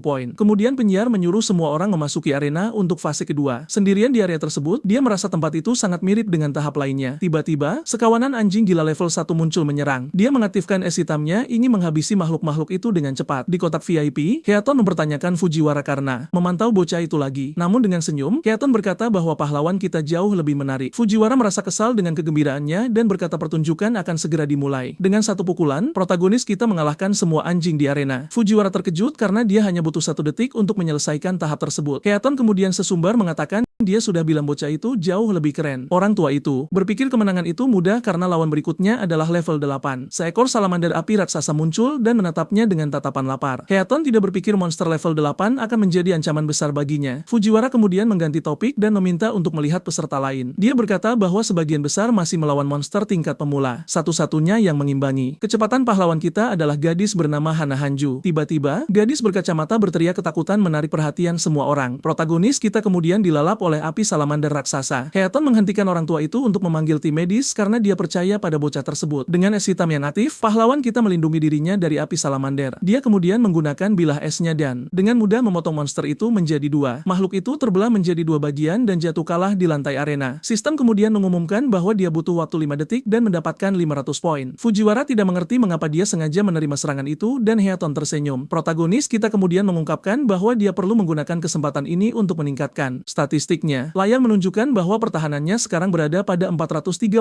poin. Dia mengabaikan waktu istirahat dan memutuskan untuk menguji pertahanannya pada monster berikutnya. Heaton berkomentar bahwa tingkat kesulitan ini menguji kecepatan dan indera bertarung. Kemudian badai listrik muncul dan Fujiwara menyebutnya Elekir Haino. Jika cula makhluk itu mengenainya, awak Ned akan tertusuk karena kurangnya pertahanan atau mereka akan lumpuh oleh petir karena tidak memiliki ketahanan listrik. Orang tua itu berkata bahwa untuk menang, seseorang harus menggunakan kecepatan dan menyerang saat monster itu lelah. Namun tiba-tiba, dia dikejutkan oleh langkah tak terduga pahlawan kita. Protagonis kita hanya berjalan mendekati binatang itu dan menyentuh culanya. Sambil tersenyum, dia berkata cula itu sempurna untuk menguji pertahanannya. Badai itu marah dan melepaskan semua energi listriknya untuk menyerang. Dengan satu hantaman, makhluk itu membuat pahlawan kita terpental dengan culanya. Bocah kita kemudian terlempar tinggi ke udara oleh kekuatan benturan tersebut. Dari kotak VIP, gadis berkacamata meneriakkan namanya dengan ngeri melihat adegan itu. Heaton berkomentar bahwa tindakan bocah itu tidak terduga tetapi selalu membuahkan hasil. Ledakan es terjadi, melindungi pahlawan kita dari serangan badai tersebut. Sistem memberitahunya bahwa ketangkasannya meningkat 5% dari hantaman itu. Dengan mata merah, pahlawan kita berkata sudah waktunya untuk menyelesaikan ini. Dia kemudian mengaktifkan gelombang petirnya dan ketangkasannya meningkat 50%. Badai itu marah dan bersiap menyeruduk bocah itu sekali lagi. Protagonis kita kemudian menghindar dan bersiap untuk menyerang balik. Dengan bilah esnya, dia mengalahkan binatang itu dan mendapatkan 1000 poin dalam 7 detik. Heaton terkesan dengan kecepatannya dan berpikir dia bahkan tidak menggunakan kekuatan penuhnya. Mendu, yang berada di sana dalam penyamaran, mengungkapkan bahwa monster berikutnya sangat berbahaya. Makhluk itu memiliki cakar tajam yang dapat merobek musuh dalam sekejap mata. Selain itu, mulut raksasanya menyemburkan rantai besi dan menelan apapun yang dilihatnya. Tubuhnya juga ditutupi oleh cangkang baju besi exoskeleton yang sangat keras. Dengan semua atribut ini, monster tersebut adalah binatang terkuat di babak penyisihan. Raksasa pemangsa level 15 muncul dan menatap pahlawan kita dengan kebencian. Protagonis kita kemudian mengaktifkan orb penembusnya untuk menyerang. Energi umum menembus monster itu dan kecepatan skillnya meningkat sebesar 200%. Di kotak VIP, rahang para juri jatuh melihat kemenangan yang luar biasa itu. Layar kemudian menunjukkan bahwa kecepatan orb telah meningkat sebesar 900% hanya dalam 3 detik. Dia mendapatkan 5000 poin dan lanjut ke tantangan berikutnya. Di tempat lain, seekor monster menembakkan aliran air yang kuat dari mulutnya. Sementara itu, Sayo menggunakan peluru airnya untuk naik ke kelas berikutnya. Si kasar. Gakowo juga melewatkan masa istirahat agar menjadi orang pertama yang sampai di sana. Sedangkan untuk juara pertama, Hana Hanju, dia lebih suka memulihkan mananya sebelum melanjutkan. Tiba-tiba, layar menunjukkan bahwa kelas Nekmare telah diselesaikan dalam 21 detik. Semua orang terkejut dan bertanya-tanya siapa orang yang berhasil melakukan pencapaian seperti itu. Pahlawan kita kemudian berkata sudah waktunya untuk lanjut setelah kemenangannya. Di kotak VIP, Fujiwara tidak percaya dia mengalahkan raksasa level 15. Sambil tersenyum, Heaton menyuruh mereka meningkatkan kesulitan untuk melihat sejauh mana bocah itu bisa melangkah. Tahap kedua kemudian dimulai dengan dua raksasa pemangsa dan pahlawan kita tetap tenang. Dua makhluk raksasa muncul di arena dan menyerbu maju dengan segala yang mereka miliki. Namun bocah kita memutuskan untuk menjatuhkan salah satu dari mereka saat mereka masih mengaum. Dengan orb penembusnya, dia mengalahkan raksasa pertama dan meningkatkan kecepatannya. Fujiwara terpana dan bertanya-tanya apakah kemampuannya memiliki batasan sama sekali. Namun, Heaton mengungkapkan bahwa kemampuan tersebut memang memiliki kelemahan yang sangat fatal. Tiba-tiba, raksasa kedua menyerbu bocah itu dengan kecepatan yang tidak masuk akal. Protagonis kita tersentak karena makhluk itu lebih cepat dari yang lain. Mendu menjelaskan bahwa raksasa sering disalahartikan sebagai makhluk lambat karena ukurannya. Tanpa membuang waktu, pahlawan kita menyiapkan orb penembus lainnya untuk menyerang. Dia kemudian meluncurkan kemampuannya tepat saat monster itu mendekat. Heaton menjelaskan bahwa raksasa tidak menggunakan mana, tetapi statistik mereka yang lain jauh lebih baik. Layar menunjukkan bahwa monster itu memiliki total 940 poin statistik. Raksasa itu kemudian menghindar dari orb ungu dan pahlawan kita terkejut dengan kecepatannya. Mendu menyadari orb itu lambat dan bocah itu menggunakan auman binatang itu sebagai celah untuk menyerang. Monster itu kemudian menyerang dengan pukulan kuat dan protagonis kita menghindar dengan lompatan. Kekuatan pukulan itu begitu besar hingga menciptakan kawah masif di lantai arena. Ledakan batu terjadi menimbulkan banyak debu dan puing. Pahlawan kita kemudian menyadari orb tersebut dapat dihindari pada jarak menengah. Heaton berkata bahwa jika dia menggunakan kemampuan itu padahal tahu tidak akan kena, berarti dia sudah kehabisan akal. Sambil tersenyum, protagonis kita berkata karena binatang itu cepat, dia hanya perlu mendekat. Dia kemudian mengaktifkan gelombang petirnya dan menyerbu lurus ke arah raksasa tersebut. Dengan kecepatannya, dia dengan mudah menghindari semua serangan monster itu. Raksasa itu kemudian dikelilingi oleh petir dan tidak dapat mendaratkan satu pukulan pun. Dari kotak VIP, gadis berkacamata terpaku oleh ketangkasan bocah itu. Fujiwara panik karena serangan itu jauh lebih kuat daripada si badak. Namun, Mendo menghentikannya, memanggil tim penyelamat dan menyuruhnya menunggu. Hayaton setuju, mengatakan kekuatannya besar tetapi tidak berguna jika tidak mengenai sasaran. Tinju raksasa itu kemudian berhenti hanya beberapa inci dari tanah, meleset dari targetnya. Makhluk itu berlutut kalah dan tidak bisa lagi bergerak untuk bertarung. Dengan seringai, monster itu menatap pahlawan kita dan memberi isyarat agar dia mendekat. Raksasa itu memutar kepalanya terkejut oleh keberanian pahlawan kita. Dengan satu lompatan, protagonis kita mendaratkan orb penembus tepat di kepala binatang itu. Dengan petirnya yang aktif, dia menyiapkan serangan terakhir untuk mengakhiri pertarungan. Energi ungu kemudian menembus tengkorak monster itu dan menghabisinya untuk selamanya. Sistem melaporkan bahwa kecepatan orb meningkat sebesar 1300% dengan kemenangan tersebut. Dia mendapatkan 10.000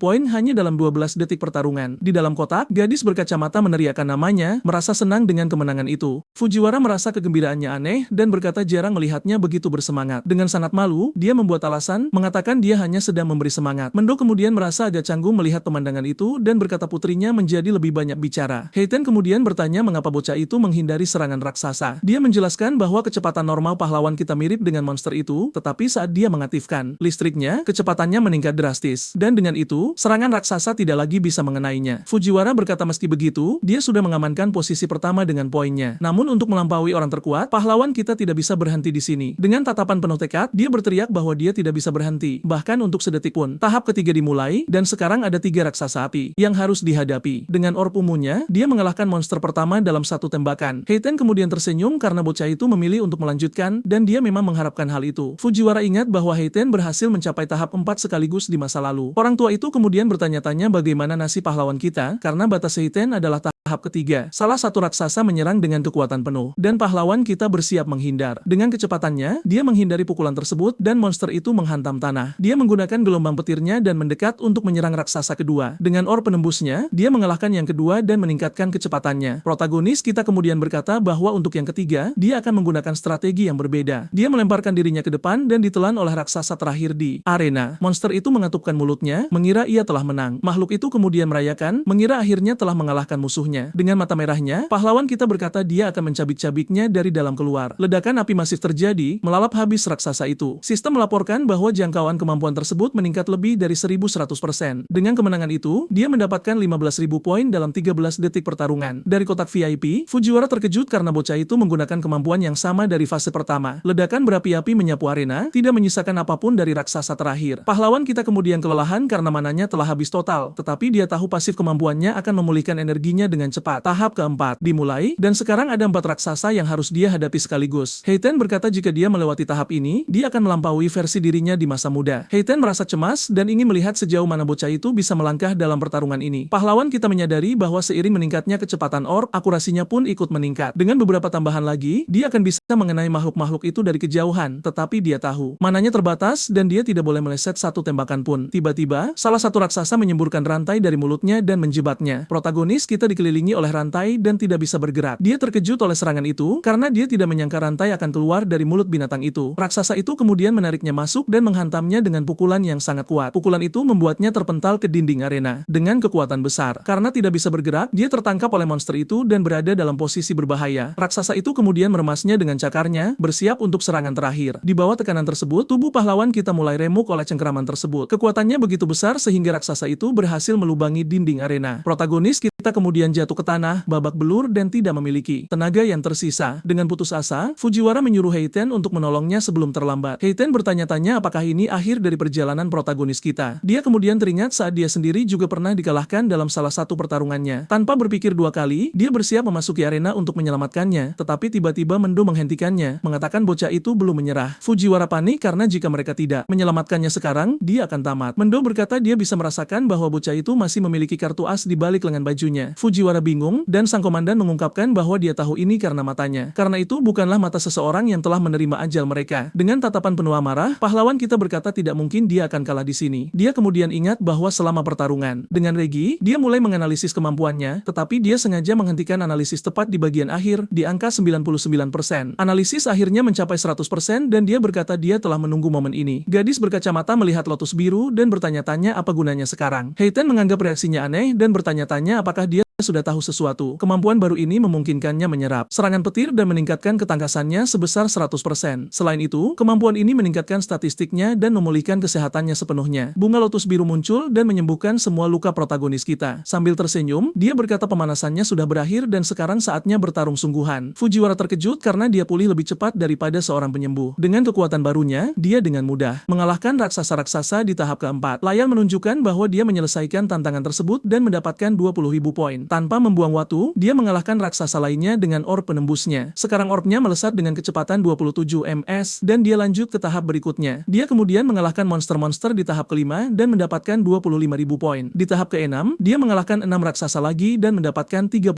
poin tambahan. Di kotak VIP, para juri dibuat terdiam dan benar-benar kelelahan menyaksikan pertarungan tersebut. Arena telah berubah menjadi pemandangan neraka yang nyata dengan gunungan raksasa yang telah dikalahkan. Pahlawan kita kemudian berbaring di tanah dan bertanya-tanya mengapa monster-monster itu berhenti berdatangan. Fujiwara dalam keadaan syok dan berkata dia tidak pernah mengharapkan hal seperti ini. Tanpa pilihan lain, dia menekan tombol darurat untuk menghentikan turnamen. Tantangan. Dengan mikrofon di tangan, dia memberitahu pemuda kita bahwa ujian telah usai. Pria tua itu kemudian mengungkapkan bahwa dia telah mengalahkan setiap raksasa yang mereka miliki dalam stok. Di atas tumpukan monster, Fujiwara berteriak bahwa dia telah menghabisi semua raksasa. Pahlawan kita bingung dan bertanya bagaimana caranya, karena dia pikir tidak ada batasan. Dengan lelah, dia bertanya-tanya berapa banyak poin yang dia cetak dan berharap bisa memperpendek jarak dengan Tai Wagin. Namun, dia berhasil mencapai tujuannya untuk meningkatkan kecepatan bola penembusnya. Kini skill tersebut melesat pada kecepatan 38 ms, jauh lebih cepat daripada mobil. Dengan aura biru yang masih aktif, protagonis kita menatap arena yang kosong. Matanya bersinar dengan kekuatan, tapi dia sepertinya sedang memikirkan hal lain. Tiba-tiba, dia teringat sebuah detail penting yang sempat terlupakan sepenuhnya. Karena dia tidak naik level, pengalaman monster berubah menjadi batu karma. Di kotak VIP, Heiten terkejut oleh batu biru itu, dan Mendo menjelaskan bagaimana batu itu terbentuk. Heiten menyadari keuntungan dari hal ini, dan Fujiwara merasa ngeri dengan kekuatan bocah itu. Lega karena dia masih manusia, pahlawan kita memungut batu karma dengan sebuah senyuman. Dengan tujuan yang sudah tercapai, dia berkata ini saatnya pergi dan melangkah menuju pintu. Pintu logam raksasa itu pun mulai terbuka ke arah pintu keluar arena. Di sisi lain, Fujiwara memberitahu yang lain bahwa protagonis kita sedang keluar. Layar menunjukkan skornya sebesar 106.000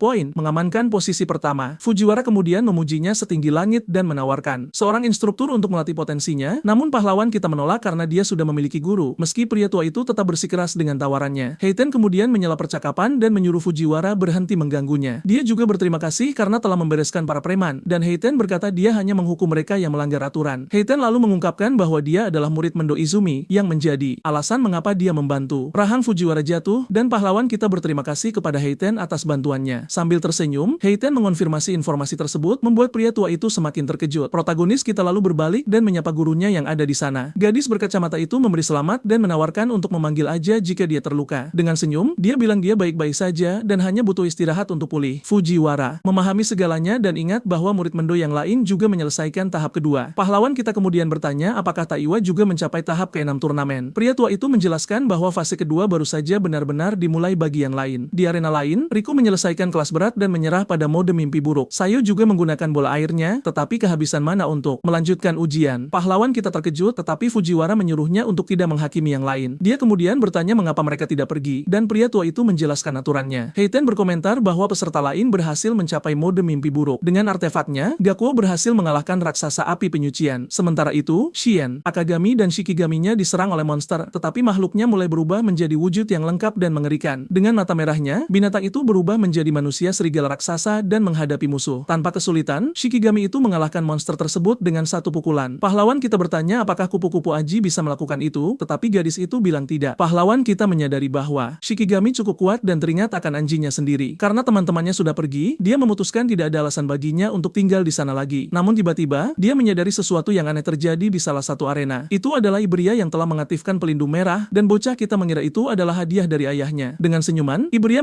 mengungkapkan bahwa itu adalah pelindung epik terkuat milik ayahnya. Layar menunjukkan statistik dari perlengkapan naga tersebut yang meningkatkan serangan dan kelincahan setiap menit. Dia menjelaskan bahwa pelindung itu memiliki kehendaknya sendiri dan dia sangat menderita untuk mendapatkannya. Tetapi pelindung itu memiliki batas waktu 15 menit dan dia harus mengakhiri pertarungan dengan cepat. Statistiknya kemudian meningkat sebanyak 120 poin dan dia pun melancarkan serangan. Ibria mengingat pengumuman tersebut dan memotivasi dirinya sendiri agar tidak mengecewakan rekan barunya. Dengan namadu di kepalanya, dia menerjang monster itu dengan segenap kekuatannya. Protagonis kita menyaksikan adegan itu dan menganggap teman barunya terlihat cukup bergaya. Tiba-tiba, sebuah suara mengumumkan bahwa fase kedua turnamen akhirnya berakhir. Fujiwara menjelaskan bahwa hanya 10 besar yang melaju dan 2 peringkat teratas akan memenangkan hadiah. Di bawah, Gakuo menjadi sangat sombong dan sudah menganggap dirinya sebagai pemilik hadiah tersebut. Dengan tatapan serius, pria tua itu bersiap untuk mengumumkan 10 pemenang teratas. Layar kemudian menunjukkan papan skor akhir dan pahlawan kita berada di posisi pertama dengan selisih yang jauh. Yang lain terkejut karena dia mencetak lebih dari 100.000 poin sendirian. Gakuo tidak percaya dia berada di posisi ketiga dan bertanya-tanya siapa Itsuki Tenma sebenarnya. Di tempat lain, seorang gadis berambut hijau juga menaruh minat pada pahlawan kita. Sayo terguncang oleh perbedaan kekuatan antara dirinya dan protagonis kita. Sementara itu, terungkap bahwa pemuda kita menempati posisi pertama di seluruh negeri. Gadis berkacamata itu menyadari bahwa ayahnya sangat senang dengan hasil ujian tersebut. Di lapangan, Ibria merayakannya karena dia sudah tahu rekan barunya akan menjadi pemenang. Tapi dia juga bangga karena tidak mempermalukan nama duo Ai. Pahlawan kita kemudian mengucapkan selamat kepadanya dan mengatakan bahwa dia terkejut dengan penampilannya. Dengan wajah konyol, Ibria kehilangan kata-kata atas pujian temannya itu. Dan dengan demikian, babak penyisihan turnamen aliansi akhirnya berakhir. Dengan selesainya ujian, protagonis kita menggendong temannya yang pingsan di punggungnya. Sementara itu, di distrik 1 benua selatan, seorang pria tua sedang bermeditasi di sebuah lapangan. Seorang tentara mengeluh karena harus berdiri di sana, tetapi temannya menyuruhnya diam. Nama pria tua itu adalah Barger dan dia dikenal sebagai peramal yang kuat. Prajurit itu kemudian mempertanyakan mengapa dia tidak memberitahu saja di mana monolit akan jatuh. Temannya menjelaskan bahwa dia hanya melihat sebagian kecil dari masa depan, tetapi dia sangat dihormati seperti mendoai Izumi karena tingkat keberhasilan ramalannya adalah 100% tanpa satu kegagalan pun. Tiba-tiba, pria tua itu tumbang dan berteriak bahwa benua utara sedang dalam bahaya. Dia mengungkapkan bahwa serangan monster akan terjadi dan salah satu dari mereka berada di level 100. Pada malam hari di Taman Bunga, seseorang memulai percakapan dengan pahlawan kita. Layar menunjukkan bahwa total statistiknya telah melampaui 1.500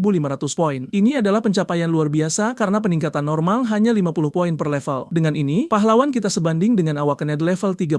Selain itu, skill pasifnya terus meningkatkan pertahanan dan kelincahannya, tetapi kekuatan serangannya adalah satu-satunya hal yang tidak bisa dia tingkatkan untuk saat ini. Protagonis kita kemudian dikejutkan oleh suara yang familiar. Dari luar, Riku memanggilnya untuk makan sambil berkata dia membuat masakan favoritnya. Dia memutuskan untuk mengesampingkan masalah itu karena dia mungkin akan mendapatkan skill serangan nanti. Kemudian, semua orang berkumpul di meja untuk menikmati pesta yang telah disiapkan Riku. Pahlawan kita menyadari ketidakhadiran seorang teman dan bertanya, di mana Ibria berada? Aja menjelaskan bahwa dia telah menyembuhkannya, tetapi dia kelelahan dan masih tidur. Riku terkejut karena seseorang level 7 seperti dia bisa lulus fase yang tidak bisa mereka lalui. Tiba-tiba, Sayo ketakutan dan menunjuk ke sesuatu di belakang temannya. Bayangan menyeramkan dengan mata merah muncul di belakang Riku tanpa dia sadari. Dengan suara yang mengerikan, makhluk itu meminta makanan. Membuat semua orang tegang, tapi ternyata itu hanyalah Ibria yang bangun dan duduk di meja untuk makan. Riku merasa kesal karena dia menakut-nakutinya dan terlebih lagi makan tanpa izin. Dengan mulut penuh, Ibria hanya meminta lebih banyak makanan dengan mangkuk kosongnya. Teman berkacamata itu kemudian benar-benar marah dan bertanya apakah dia ingin berkelahi. Ibria kemudian melahap makanannya dengan senyuman dan berkata bahwa itu lezat. Riku kemudian sesumbar mengatakan bahwa dia mendapatkan energinya kembali berkat masakannya. Ibria menyarankan dia harus menjadi koki karena dia memiliki lebih banyak bakat di sana daripada bertarung. Tiba-tiba, Mendo menyela dan berkata dia ingin mengajukan pertanyaan kepada kelompok itu. Dia kemudian bertanya kepada semua orang di meja apa ketakutan terbesar mereka. Riku berkata mimpinya adalah menjadi penyelamat agar dia bisa berkeliling dunia dan makan enak. Oleh karena itu, ketakutan terbesarnya adalah menjadi tua dan tidak lagi memiliki energi untuk bepergian. Bayangan tentang menjadi tua dan kehilangan indera perasanya benar-benar membuatnya ngeri. Mendo kemudian berpaling ke Sayo dan bertanya apa ketakutannya. Dia mengungkapkan bahwa dia lahir di keluarga dokter dan tumbuh besar di rumah sakit. Karena itu, dia melihat banyak orang menderita penyakit sejak usia muda. Pengalaman ini menjadi trauma dan sekarang dia takut bahkan pada flu biasa. Pahlawan kita kemudian mengerti mengapa dia melarikan diri saat dia bersin tempo hari. Adegan menunjukkan dia bersin dan gadis itu berlari ketakutan karena situasi tersebut. Mendo menghiburnya dengan mengatakan bahwa para Awakened hidup 2 kali lebih lama dan jarang sakit. Selanjutnya, dia berpaling ke Ibria dan bertanya apa ketakutannya. Dia mengungkapkan bahwa ketakutan terbesarnya adalah tidak lulus kualifikasi turnamen, tetapi sekarang ketakutannya adalah tidak bisa bertarung di samping temannya temannya, Itsuki. Sambil tersenyum, dia mengalihkan pertanyaan itu kepada pahlawan kita yang menjadi sedikit gugup. Semua orang di meja menatapnya dan Saiyo berkata dia tidak bisa membayangkan apa yang dia takuti. Pahlawan kita kemudian mengungkapkan bahwa dia cemas tentang bagaimana dia akan bertahan hidup seorang diri. Dia menjelaskan bahwa kemarahan dan kesedihan menguasainya saat dia sendirian di dalam kegelapan. Dalam kilas baliknya, dia sedang menangis sampai Saiyo dan Riku muncul di hadapannya. Teman masa kecilnya menemukannya dan mencoba menghiburnya dengan makanan. Sambil berlinang air mata, dia berkata kebaikan mereka menariknya keluar dari dunia negatif itu. Setelah itu, dia juga bertemu Mendo, Aja, dan bahkan Ibria. Dia merasa seolah-olah dia akhirnya mendapatkan rekan sejati di sisinya. Sambil memandang semua orang, dia berkata bahwa keluarganya sebenarnya telah tumbuh jauh lebih besar. Dengan senyum, dia mengungkapkan bahwa rasa lega ini adalah sesuatu yang sudah lama tidak dia rasakan. Akhirnya, dia memberitahu semua orang bahwa ketakutan terbesarnya adalah berakhir hidup sendirian. Aja merona menyadari bahwa auranya sekarang tenang dan lembut. Ibria kemudian menjadi emosional dan memeluk temannya sambil berjanji tidak akan pernah meninggalkannya lagi. Mendo menjelaskan bahwa pertanyaan itu untuk melihat apakah mereka akan menyesal menjadi penyelamat. Dia berkata bahwa tujuan akhir seorang penyelamat adalah pergi tanpa penyesalan. Dia kemudian menyuruh semua orang untuk makan sepuasnya karena Saiyo dan Riku akan pulang besok. Keesokan paginya, kelompok itu mengucapkan selamat tinggal dan berjanji untuk bertemu di turnamen nasional. Pahlawan kita kemudian merasa kedekatan mendadak antara Ibria dan Riku itu aneh. Dia memutuskan untuk kembali karena teringat punya pertanyaan untuk Saiyo, tapi membiarkannya untuk nanti. Tiba-tiba, dia menyadari bahwa Aja telah menghilang dan tidak lagi bersama rombongan. Dia kemudian melihatnya berlari terburu-buru dan bertanya-tanya apa alasannya. Mendo kemudian bertanya apa yang terjadi dan Aja mengatakan dia mendapat informasi dari selatan. Dia menjelaskan bahwa tingkat aksesnya tinggi dan hanya penyelamat level 50 yang boleh tahu. Mendo kemudian mengizinkannya untuk memberitahu mereka dan Ibria terkejut dengan kepercayaannya. Aja mengungkapkan bahwa sebuah ramalan telah dibuat oleh Komandan Benua Selatan. Pahlawan kita meragukan ramalan itu, tetapi Ibria berkata itu seperti masa depan yang sudah terkonfirmasi. Aja meminta ayahnya untuk meninggalkan utara, tetapi dia berkata bahwa dialah target serangannya. Karena itu, dia akan berfungsi sebagai umpan sempurna untuk memancing monster-monster tersebut. Gadis itu bersikeras agar dia melarikan diri, tetapi protagonis kita setuju dan menawarkan diri untuk bertarung. Mendo memantapkan pilihannya dan meminta pahlawan kita melakukan hal lain alih-alih bertarung. Misi pemuda kita adalah melindungi ayah Ibria, pengrajin paling terampil. Protagonis kita merasa hal ini aneh dan berpikir gurunya ingin dia menjauh dari pertempuran. Mendo kemudian berpaling kepada putrinya dan mengungkapkan bahwa dia memiliki 3 permintaan untuknya. Yang pertama adalah memperingatkan penduduk dan mengevakuasi mereka yang memiliki level rendah dengan aman. Dengan mata merahnya, dia memerintahkan Heiten untuk datang ke distrik 1 di utara. Aja kemudian memberitahu ayahnya bahwa dia sudah melakukan persiapan dan Heiten sedang dalam perjalanan. Dengan tatapan penasaran, dia terus menatap ayahnya tanpa mengucapkan sepatah kata pun. Dia kemudian bertanya mengapa dia mengirim pahlawan kita ke sana karena Aiden sudah memiliki pengawal. Dengan malu, dia menyadari ayahnya bisa melihat niatnya. Mendo menjelaskan bahwa monster level 100 akan muncul dan pahlawan kita akan menunjukkan kartu asnya. Selain itu, dia mengungkapkan bahwa pahlawan kita kekurangan kekuatan serangan, tetapi Aiden memiliki sebuah artefak. Dengan item tersebut di tangan, seorang awakened yang sempurna akhirnya akan lahir untuk bertarung. Pukul 8 malam di hari pertama, monolit jatuh di benua utara. Di distrik 2 utara, pahlawan kita dan Ibria berlari menembus hutan yang gelap. Protagonis kita merasa khawatir karena monster bisa menyerang kapan saja. Tiba-tiba, Ibria terkejut dan berteriak agar pemuda kita melihat ke langit. Protagonis kita kemudian berbalik dan juga melihat apa yang menakuti temannya. Sebuah monolit api kemudian jatuh tepat di tengah kota. Ledakan cahaya yang sangat besar terjadi, menghanguskan bangunan-bangunan di sekitarnya. Pahlawan kita merasa cemas karena evakuasi warga sipil masih berlangsung. Di kota, para awakened panik karena monster datang terlalu cepat. Penghalang mulai terbentuk dan dia berada dalam dilema antara misi dan warga sipil. Dia tahu Ibria kelelahan tetapi tidak meminta untuk berhenti karena ayahnya. Ibria kemudian berkata mereka harus pergi membantu karena tanpa awakened yang kuat, banyak yang akan tewas. Sambil tersenyum, Ibria mengubah rencana dan pahlawan kita setuju untuk membantu. Tiba-tiba, sebuah tinju batu meletus dari tanah dan menyerang para awakened. Sesosok golem api level 21 kemudian muncul dan menghadapi para pahlawan. Kelompok itu menyadari pertarungan akan berjalan sulit meski dengan 3 orang level 15. Salah satu awakened menggunakan perisai batunya dan menyuruh semua orang untuk mempertahankan formasi. Dengan perisai di depan, dia menyuruh yang lain mencari celah untuk menyerang. Namun golem itu melepaskan ledakan api dan menghancurkan perisai itu dengan mudah. Awakened itu terkejut karena tidak menyangka kekuatan sebesar itu dalam satu serangan. Teman-temannya panik karena jika pelindungnya saja kalah, mereka tidak punya peluang. Salah satu dari mereka kemudian menyuruh semua orang untuk lari karena bertarung sama saja dengan membuang nyawa. Sambil menyeringai, yang lain berkata si penakutlah yang perlu berhati-hati di sini. Tapi tiba-tiba, dia dikejutkan oleh makhluk yang muncul di belakangnya. Dengan ngeri, dia memohon ampun tetapi menggunakan meriam airnya untuk menyerang. Dia menyombongkan diri sebagai musuh alami makhluk api namun dikalahkan. Teman-temannya melihat golem yang tumbang itu dan bersiap untuk melancarkan serangan terakhir. Namun orang yang menyerang tadi menjadi sombong dan berkata akan menghabisi monster itu sendiri. Tiba-tiba, golem itu bangkit kembali dan menatap para awaknet dengan tatapan penuh kebencian. Monster itu kemudian melepaskan ledakan api besar dan semua orang mengira ini adalah akhir. Tapi sebuah dinding es muncul melindungi para awaknet dari serangan golem tersebut. Dengan datangnya bala bantuan, salah satu awaknet berkata semuanya akan baik-baik saja sekarang. Pahlawan kita kemudian menyuruh Ibria untuk mengevakuasi warga sipil sementara pertahanannya sendiri meningkat. Ibria membual dan berkata bahwa suatu hari dia akan lebih kuat dari Jin Taiwa sendiri. Salah satu awaknet merasa kesal dengan keberanian bocah itu dan menyebutnya bocah nakal. Awaknet lainnya merasa aneh dengan pelindung es pahlawan kita. Dengan pelindungnya yang aktif, protagonis kita teringat nasihat dari gurunya. Mendo telah memperingatkannya bahwa bola hitamnya kuat tetapi terlalu lambat untuk digunakan secara praktis. Dia menyarankan pahlawan kita untuk menyimpan skill itu sebagai kartu as untuk keadaan darurat. Karena itu, dia tidak bisa menggunakan bola penembusnya di tengah kerumunan. Dengan pelindung dan petirnya, pahlawan kita menerjang lurus ke arah golem. Dia kemudian melayangkan tendangan kuat yang menerbangkan monster itu dengan mudah. Gelombang petirnya diaktifkan dan dia melanjutkan kombonya pada musuh. Golem itu mencoba membalas tetapi tidak bisa mendaratkan satu pukulan pun pada bocah itu. Dengan pukulan terakhir, pahlawan kita menghantam monster itu ke tanah hingga menimbulkan banyak debu. Dia kemudian menggunakan kilatnya dan memberikan serangan terakhir pada golem yang terjatuh. Ledakan besar terjadi dan monster itu dikalahkan dalam satu serangan. Warga sipil terkejut dan tidak percaya seorang anak kecil bisa mengalahkan monster itu. Salah satu awaknet juga terpana oleh kekuatan bocah itu. Dia tidak mengerti bagaimana golem level 21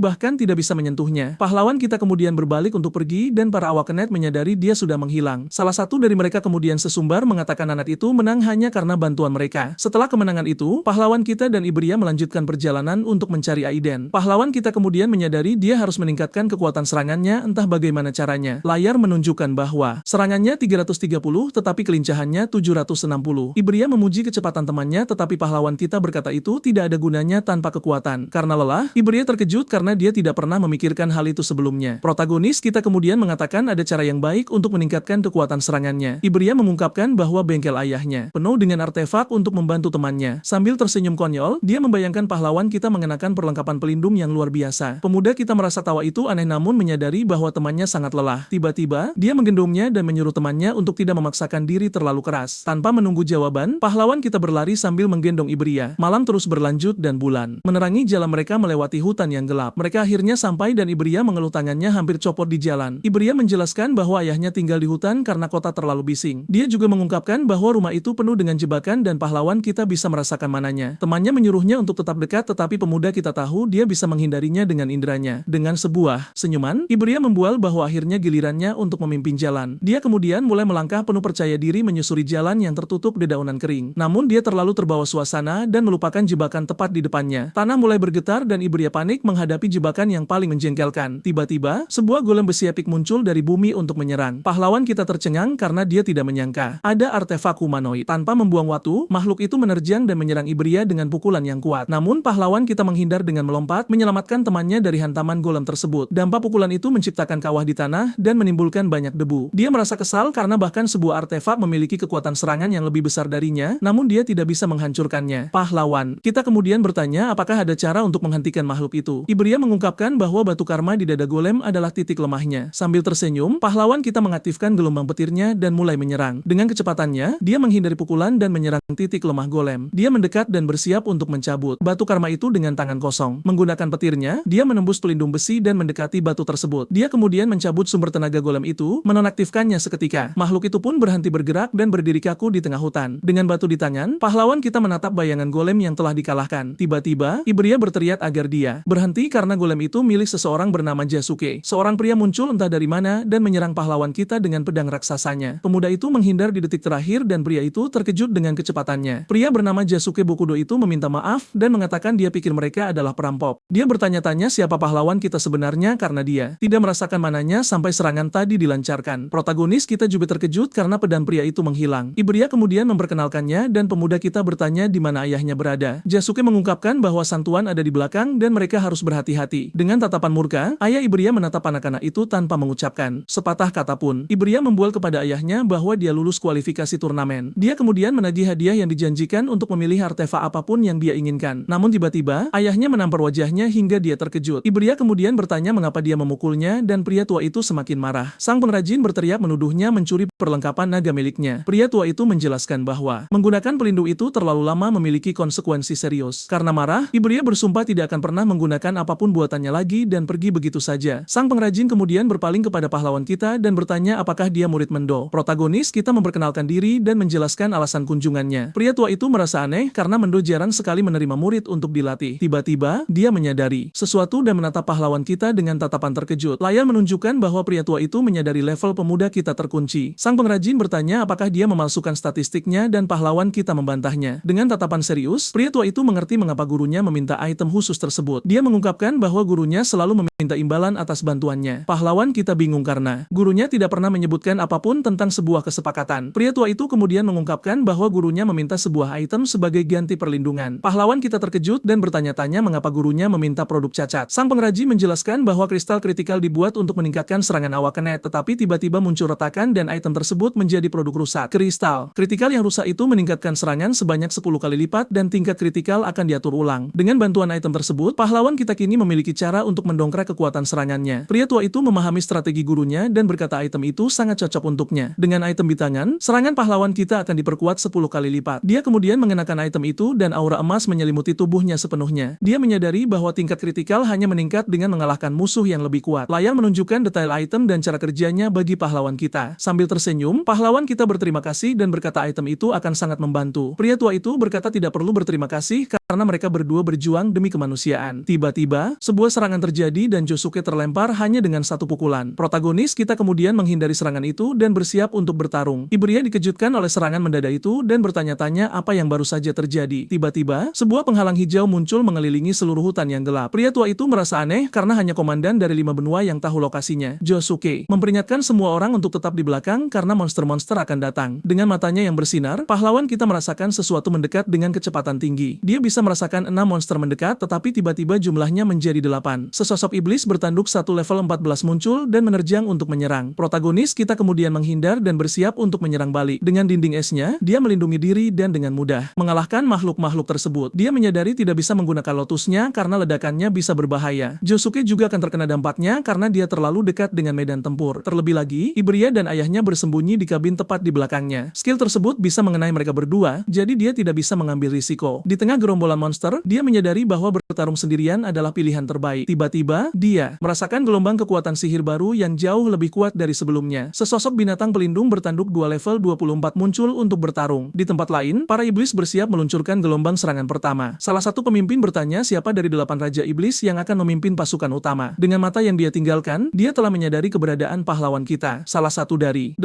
raja iblis bernama Yamaraja mengajukan diri untuk misi tersebut, tetapi sang pemimpin memutuskan untuk mengirim jenderal iblis saja karena tidak ingin mengambil risiko kehilangan matanya. Dia kemudian memutuskan untuk menyerahkan komando pasukan utama kepada iblis lain. Yang terpilih adalah salah satu dari 8 raja iblis, seekor kera raksasa pemakan manusia.